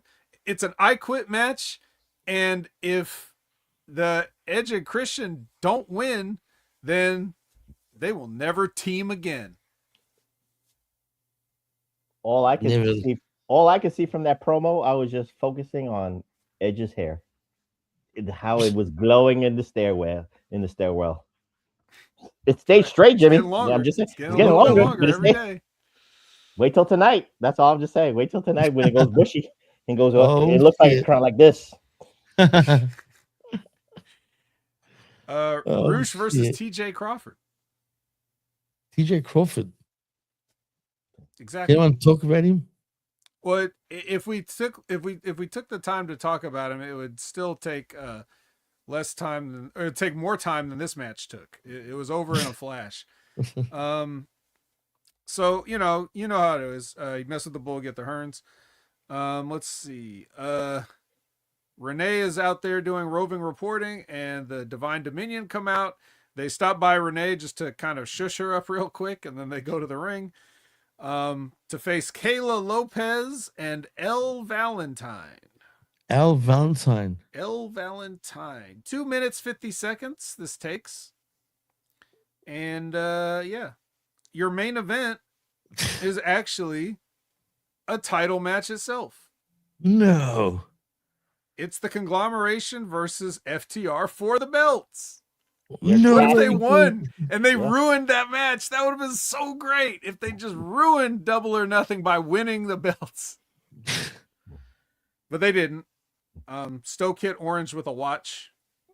Like he took the watch and wrapped it around his hand, punched Orange Cassidy in the face, and FTR retains the titles. Professor, anything to say about your main eventers, top guys? Well, I checked the numbers. The quarterly hours, this went through the roof. This is the reason why Dynamite / Collision drew a high number one. Number two, the Double Jeopardy story, they lost. So now they had to give up the title match here. So I guess it's consistent. I'll go with that. So it's a consistent storyline. And 3, of course, you can't go bad with a FTR match because their matches are always 5 stars in the Professor's humble opinion. And again, this is not me saying this, Bleacher Report saying that too. So, Sports it is what it is. Yeah, Sports Illustrated too. They're tag team of the year for a reason, but it is. But the problem I have is again, I don't mind the match. But again, if supposedly CNC Wrestling Factory are in the building, do something. This is the go home show. Give me something to go into for the New York Street fight / I quit match / if we lose, we're going to break up CNC Wrestling Factory. That could have been the last time we see them do something against FTR somehow, some way on free TV. That's the problem, Vet. No consistency there. Hey, they sat in a stairwell. That's enough. Yeah. But they're supposed to at least interject them. Why didn't FTR beat down the Conglomeration a little bit, and then the CNC Wrestling Factory could just come down, hear the music? This could have been the last time, guys. Excalibur could have said this, or Tony Schiavone could have said that. This could be the last time, guys, we see CNC together in the ring. It writes itself. I know you're groaning, Jimmy. I know it didn't happen. I know. It's look, I don't know why they would even feel the need to come out there and get their hands dirty on FTR. It's not like FTR ever did anything personal to CSC Wrestling Factory. So why would they ever come out and do anything or try to get any revenge or anything like that? It wouldn't even make sense. Look, they're professionals. They get paid to have matches. They don't get paid to fight in the streets like common thugs. They're pro athletes here, Mm-hmm. These are pro athletes with wives and families. They don't need to come out here and just be unprofessional for no reason. So, I have to disagree with you there. Not for nothing, but if you beat up my wife and then I haven't really got any retribution back, then that's not a happy marriage on one end. That's all. No, that's death right there. That's over. Done. Beth Phoenix is the husband. Let's not get anything twisted here. But, oh shit. Who's pulling whose hair in the bedroom? That's all. You gotta wonder. I don't know why. I won't say it. It's just not. But yeah. But as far as the Dynamite Collision combo, guys, that's a wrap on that. I can't. But you know what? Did you set a new record? No, it was It was one big major show. There was nothing on Saturday. I know, but for once, looks like we're not going to go anywhere close to 2 hours. It seems. Well, you guys, don't you normally do your predictions though? Oh shit, you're right. Fuck, what'd you remind me for? Yeah, I guess we could have ended. Well, you don't have to Damn. do your predictions. I was just Nah, trying to- we'll do it because traditionally we have been doing it, and you know, it's getting a bit competitive now, Prof, between you and I. Nah, I'm joking, but you know, But that but let's last see pay per this. view, I almost was a clean sweep on my way. It was just 2 matches I missed. Yeah, true. I was bad. I think my last one, if I remember correctly. Mhm. What was the last show we did? Was It was what was the last pay per view? Revolution. Wasn't it? Yeah. Yeah, that's Mhm. the one. All right, let's see this double or nothing friggin' card. You know what? I'm loving that this. I better not mention his name. No Hangman lately has been so refreshing. Just quietly. Eh, All right. you could have had him. There's a reason to have him there. But whenever Yeah, you're but ready. I'm ready. I'm ready right about now. So let's start with Divine Dominion in Megan Bain and Lena Cross versus Zeta Steel and Viva Van. I think it's pretty easy. Is this You the go 5 first. minute? Is it a 5-minute match or this is a tag team title match? Absolutely is a 5-minute tag team eliminator match. Okay. For drama. And For the drama, drama, I'll right. say this. Divine Dominion will win the match, but it will be 4 minutes and 58 seconds. It will take that long. You think so?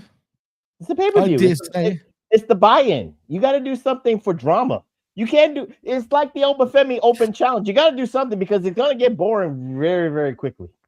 That's So- what the 10-man tag match is for right after this, as a matter of fact. I'm just saying, Divine will win, but it will take him at least 4 minutes and 58 seconds. You're right with the logic, though. But yeah, I agree with you, except I think we'll get the win in about 2.5 minutes. Okay. That's That what you I agree think. with Jimmy or me on the time? You'll go with you. Oh, yes. That's a very diplomatic statement right there. That's very diplomatic. But yes, it is from Vet. Anyway, match number 2. It is a 10-man tag team match between your favorite wrestler, actually, Prof, in Boom Boom, Big Boom AJ, that is, and QT Marshall, and the conglomeration in Mark Briscoe, Orange Cassidy, and Roderick Strong, of course, with Big Justice versus Shane Taylor Promotions in Shane Taylor. Oh my God, Anthony Ogogo, who's been busting my fucking balls. I haven't spoken to him, and he's wrote to me again yesterday saying, "Hey man, it's been a while since we've spoken. I don't know why he's still busting my balls, but God damn it, now I have to watch him too." But anyway, Anthony Ogogo and Captain Sean Dean, and of course, Carly Bravo, was it Charlie Bravo, and Lee Moriarty with Christian XO, that is. I'm gonna You really gonna ask who's gonna win this one? In New York, it's obvious he's gonna win this one. it's obvious, and you know who's gonna do the pin, Jimmy. I don't think we can even do Boom it. boom. Boom is gonna take your pick of Shane Taylor. Who AJ Boom is gonna pin? Anthony I'm gonna go- Ogogo. No, I'm gonna go with like what's that? You just named a guy or a person that Carly Bravo. That's who AJ Boom's gonna pin. That's the safest pin because so this way Shane Taylor Promotions doesn't go down another notch.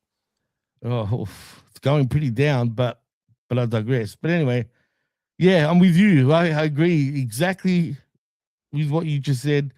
So I think we're both going the same way there. But match number 3, which is the last one on the pre-show, it is the Death Riders in Claudio Castagnoli, Daniel Garcia, and of course Wheeler Yuta with Marina Shafir versus the Ops in Anthony Bowen's, the Pride of Pro Wrestling, that is, and the Katsuri Shibata and Hook, of course. This is a hard one, actually, but on paper, I'm going to stick with Death Riders. No, I don't think it's a hard one. I think again, the story on the Ops itself is who's got to prove himself still. Anthony Right. Bowens. And the friction, there is little friction. It's nuanced friction, how many nights between Bowens and Hook.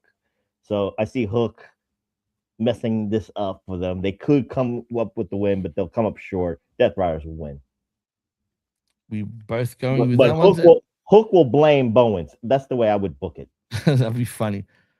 Anyway, now we're going to the main card. It is match number 4 or match number 1, however you want to put it. It is Kazuchika Okada, your international champion, versus Konosuke Takeshita. It is for the championship. Does Okada drop the belt here, you think, Prof? I'm gonna make Vet angry about this one. Uh-oh. But if Takeshita doesn't win this belt, New York is gonna riot. It No. better be a Come on. grand celebration for Takeshita to win. I know Okada's your favorite. I know Okada's gonna do all the nice psychological things in this match. I see it, but this is Takeshita's time. This is that torch. This is that Japanese torch. Okada's presenting the torch to Takeshita, and Takeshita is gonna run with it. Guaranteed. Run with a mid title among mid titles. Ooh, This ain't even the Continental title. it's not. But it used to be kind of. But it was. You're not gonna make me mad. You can say whatever you want. And first of all, I know all those New Yorkers are just gonna sit right there if it doesn't happen. They ain't gonna riot over nothing. If they're not already drenched from the rain and too heavy to get up in their wet clothes, they're not gonna riot. But but even if he does win, like, it's fine. It's fine for the story. But I think either way you go with it, you can make sense out of it. This is one of the rare things that has been, hyped and anticipated, to the point where even Professor, who knows better, is still like, just pull the damn trigger already, which is a good thing. If you got somebody that interested in what's going on, that you want it to happen, you're like, please let it happen already. Let it happen. I'm tired of waiting for it to happen. It's probably, once you get to that point where you just can't take it anymore, it's probably time to push it back a little bit more, and then we can do it. But yeah. Well, one thing's guaranteed, Jimmy, and then you can make your prediction. Takeshita's out of the family either way, win or lose. I'm just saying he's going to win. Well, I agree with you. Takeshita will win only because Okada's got bigger and better things to achieve, and I'm talking about the AEW World Heavyweight Championship. That's the only reason why I think he will lose. And we'll see what happens after with Takeshita if he does win, and what happens with him and the family. But anyway, we both went with the same pick. Match number 5, it is your tag team I Quit match for the AEW World Tag Team Championship. And if Cage and Cope lose, they must retire as a tag team. And that is FTR, Dax Harwood, and Cash Cashton, with Stokely, of course, versus CNC Factory in Adam Copeland and Christian Cage. You go first, Prof. Who's got the win here, man? Revolution, I said Cage and Copeland was going to win, and they lost. I'm going to go with Cage and Copeland winning the belts because I see, again, and I'm going farther, Forbidden Door or All In, Tony Khan in his nostalgia, in his bathtub of toys, he wants to see a ladder match between FTR, Cage and Cope, and the Young Bucks. So you keep that dynamic together. They're gonna win. CSC has to win. Yeah, also, you can't have them give up. It's an I Quit match. They're not gonna you're not gonna pile drive this man's wife and then him quit. Right. Well, yeah, exactly. So the factory does get the win. Dax the Axe has got to say I quit. It just is apropos. Yeah. Well, I guess we're all going with the CCs for this win. But next, we got the clusterfuck of the night. It is the Stadium Stampede match in God knows or where it's going to happen. In Jericho, the Hurt Business in Bobby Lashley and Shelton Benjamin, and the Elite in Kenny Omega, Jack Perry, Matt Jackson, Nick Jackson, versus the Demand in Rick O'Shea, Bishop Khan, and Toa Leona, and of course the Don Callis family in Mark Davis and Andrade El Idolo, and those friggin' pesty dogs in Clark Connors and David Finlay. Of course, I'm gonna go with Jericho's team. It's actually a little. Well, I can't confirm, Jimmy and Vet. The Mets are in Florida right now, so they're playing the Miami Marlins. So the Citi Field is wide open to be used for Stadium Stampede. So Tony Khan will. I actually predict he's going to rent out Citi Field for that purpose. You going with Jericho's team?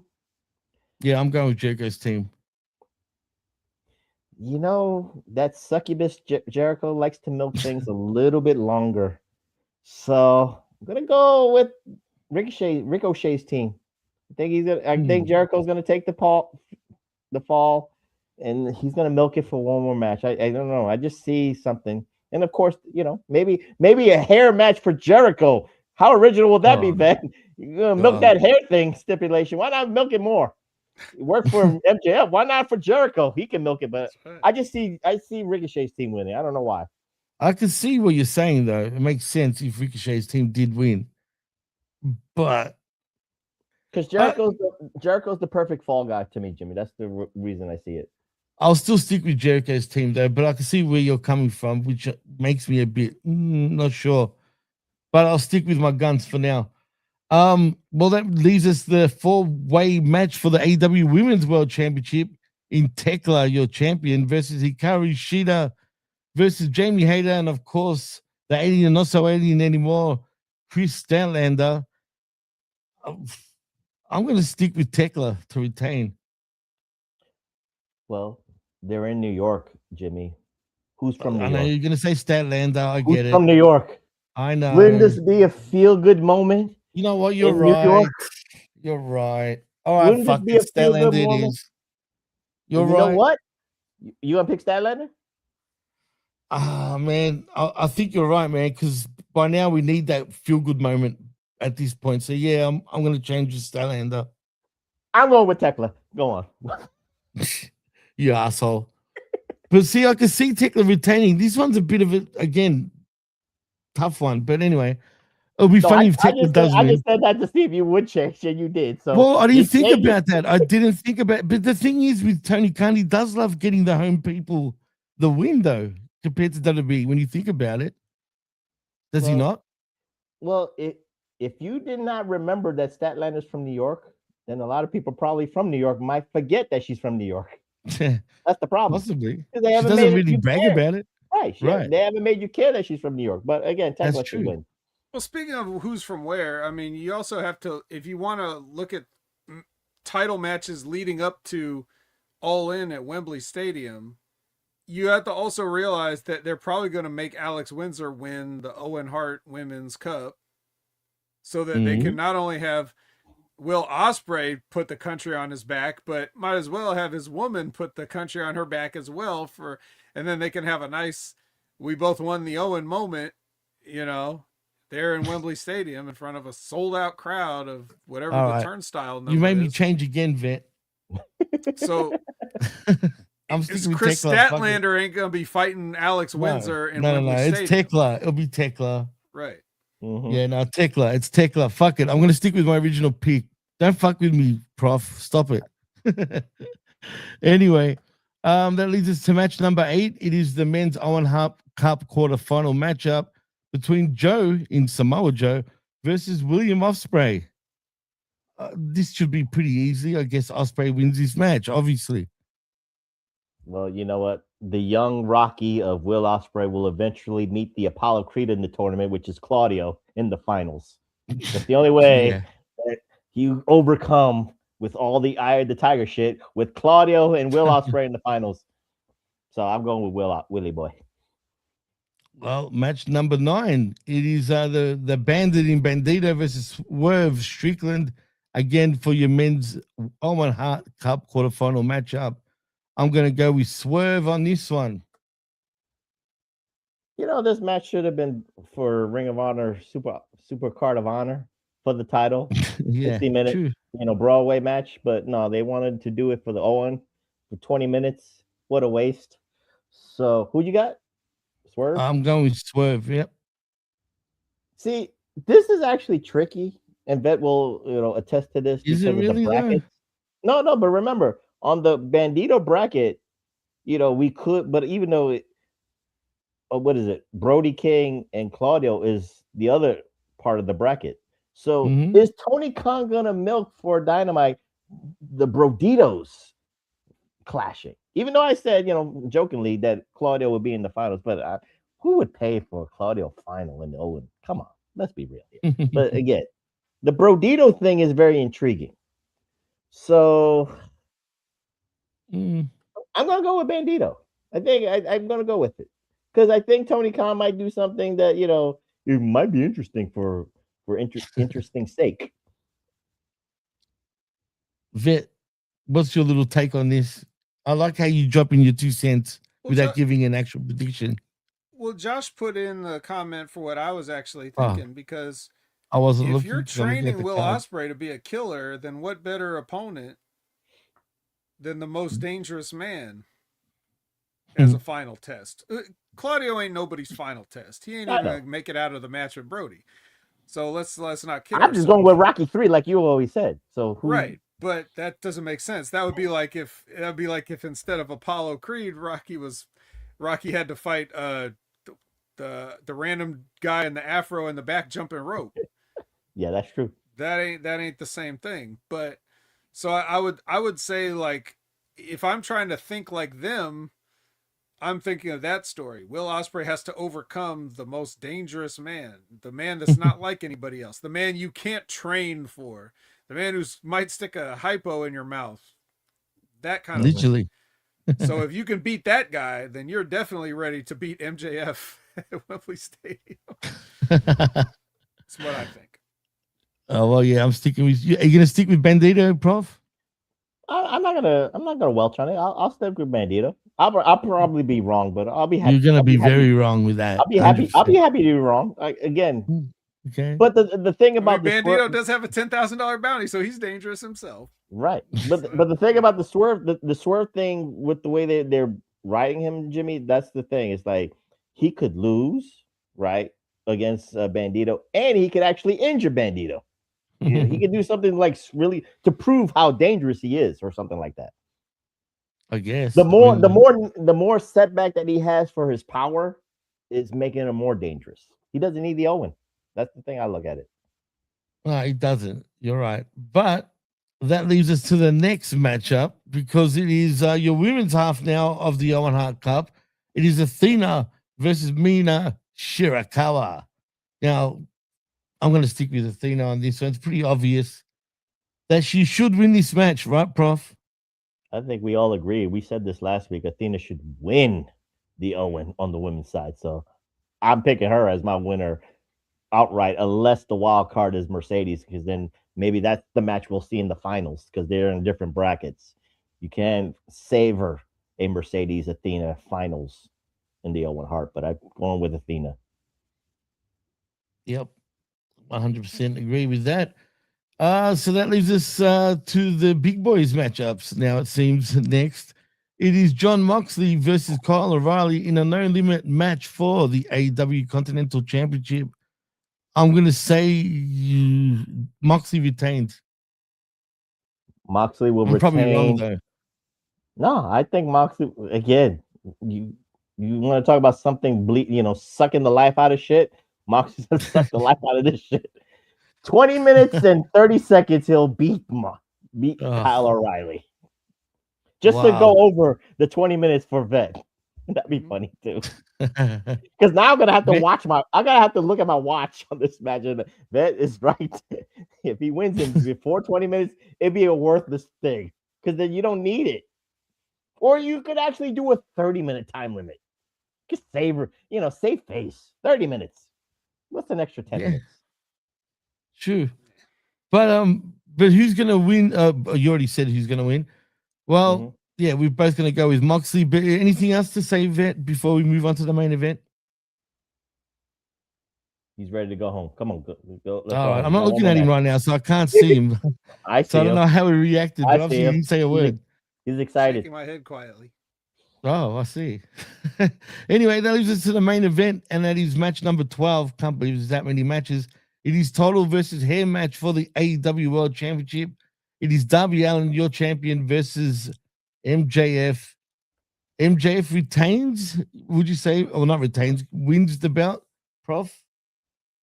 Well, thanks to Josh, he reminded us someone's getting married, so Darby cannot do two things at once. He can't multitask. That's too much. He's tired. Remember, he's very feeling tired it right now. And of course, a honeymoon, he's going to be more tired. So MJF is going to win.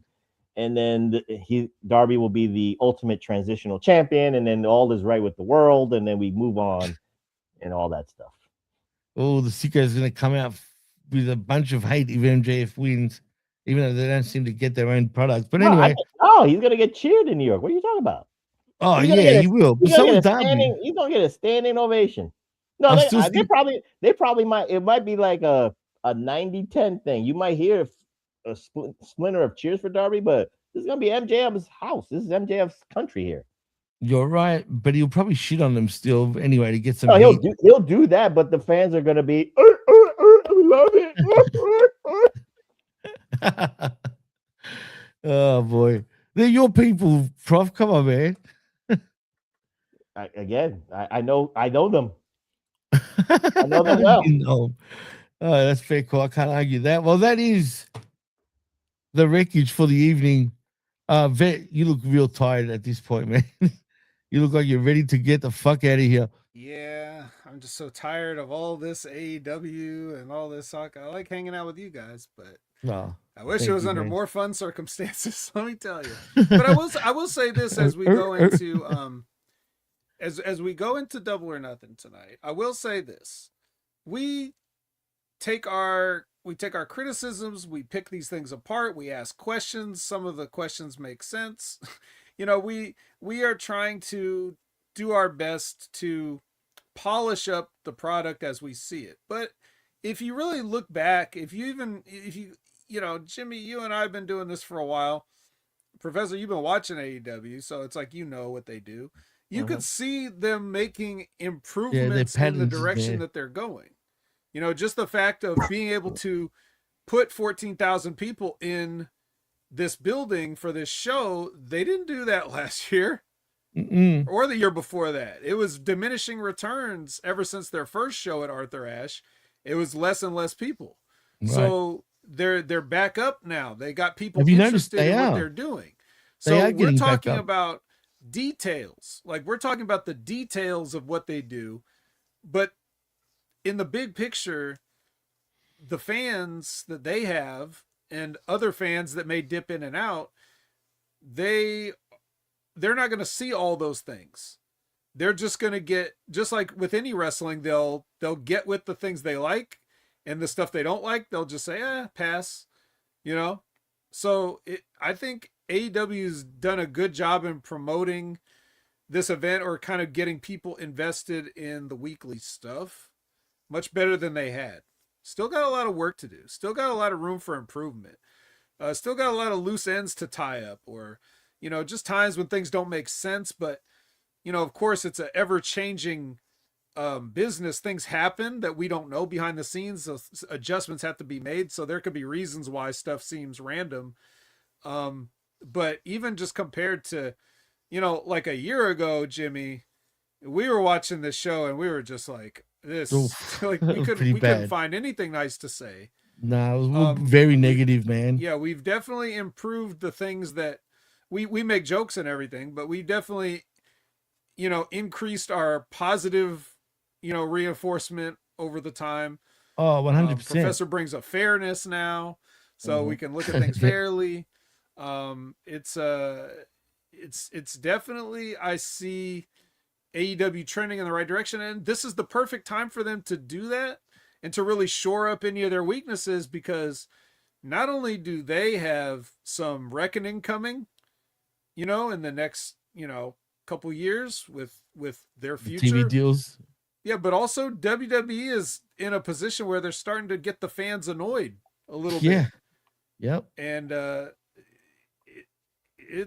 things are in a volatile state right now. So I like to see AEW addressing some of the things as we move forward. They're addressing things little by little, and hopefully they can have more positives than negatives going forward. So I am proud of them for that. Well, the one thing they got right, guys, at least for Double or Nothing, and the reason they got 14,000 in Louis Armstrong Stadium, Arthur Ashe Stadium, whatever you want to call it, is because they stopped doing Las Vegas. They did it over and over and over again. So when you do the same venue over and over, you're going to get a diminish in your returns. So they got to learn that with Wembley Stadium, because, move all into another stadium or dome, whatever, if you can do that, or just move it to a big arena, whatever the case may be. But you gotta not keep it with the same places. Just like WWE, diminished returns with WrestleMania from the Vegas one, last year to this year. So you can't do the same venue over and over. So they learned from that mistake. So move Double or Nothing around. And if you guys noticed, the fans are starting to come back again slowly but surely. Like now they're starting to get back into bigger arenas. They're starting to get way more decent crowds. So good for them. Like you said, Vet, they're on the way, slowly but surely on the way up. And this is the chance to actually do something against WWE to where maybe, who knows, maybe they can get very close to him, but we'll see. Thank you, Cold Blooded, man. We appreciate that. But it's time to go because next week we have a supersized show where we do talk about Double or Nothing. Good luck to you, Vet. Obviously watching this shit. So I look forward to it. I have to watch two matches a day. Well, you can. It's true. Very true. But in And saying that, man, Bet is going to be excited for that AJ Boom match. Yep. Can't wait to talk about it. I hope Shane Taylor does a fat guy crossbody on the kid this time. Oh, that'd be sick. But we're not going to see that, unfortunately. But Vet, man, tell them what you're doing, what you're up to. What are you playing today, as a matter of fact? Well, today on Twitch, you can find me at Opinion Haver on all your social media platforms, including Twitch. But today I'll be playing a game called Directive 8020, which has such a generic sounding name. But it's actually a game where you guys can play too. So if you come and watch along on Twitch, you can vote on the outcomes of the events that happen in the game. It's sort of like a cross between Alien and The Thing about a moon mission or a planetary colonization mission gone wrong. Sounds good. Yeah. Ooh, it's pretty exciting. I'm going to join you for that. Scary. I like it. Yeah, you could control the fate. You could control the outcome. So you can find me there. You can find me every Monday night, which is tomorrow night as we record this, 6:30 p.m. Pacific, 9:30 p.m. Eastern, for the Drew Carey review show, where Brandon and I talk about an episode of Drew Carey, 2 episodes, as a matter of fact, of Drew Carey, because we got a lot of seasons to get through. And we don't talk about anything else but Drew Carey show, regardless of that's an old graphic. We don't need that anymore. But anyways, check us out for that. And Ray, fix the graphics. We need Drew Carey in a TNA shirt. That's right. Use AI for a purpose. You have Drew Carey and then have that chick with that big ass poofy hair in the background. You need more of that. I want him with his Hall of Fame, his WWE Hall of Fame ring on. Whatever works. So speaking of Big Ray, you can check out the Next Level Wrestling review every Wednesday at 8 a.m. Pacific, 11 a.m. Eastern, where Ray and I talk about NXT. No real partnership to speak of with TNA anymore. They seem to have fucked that off, but that's okay.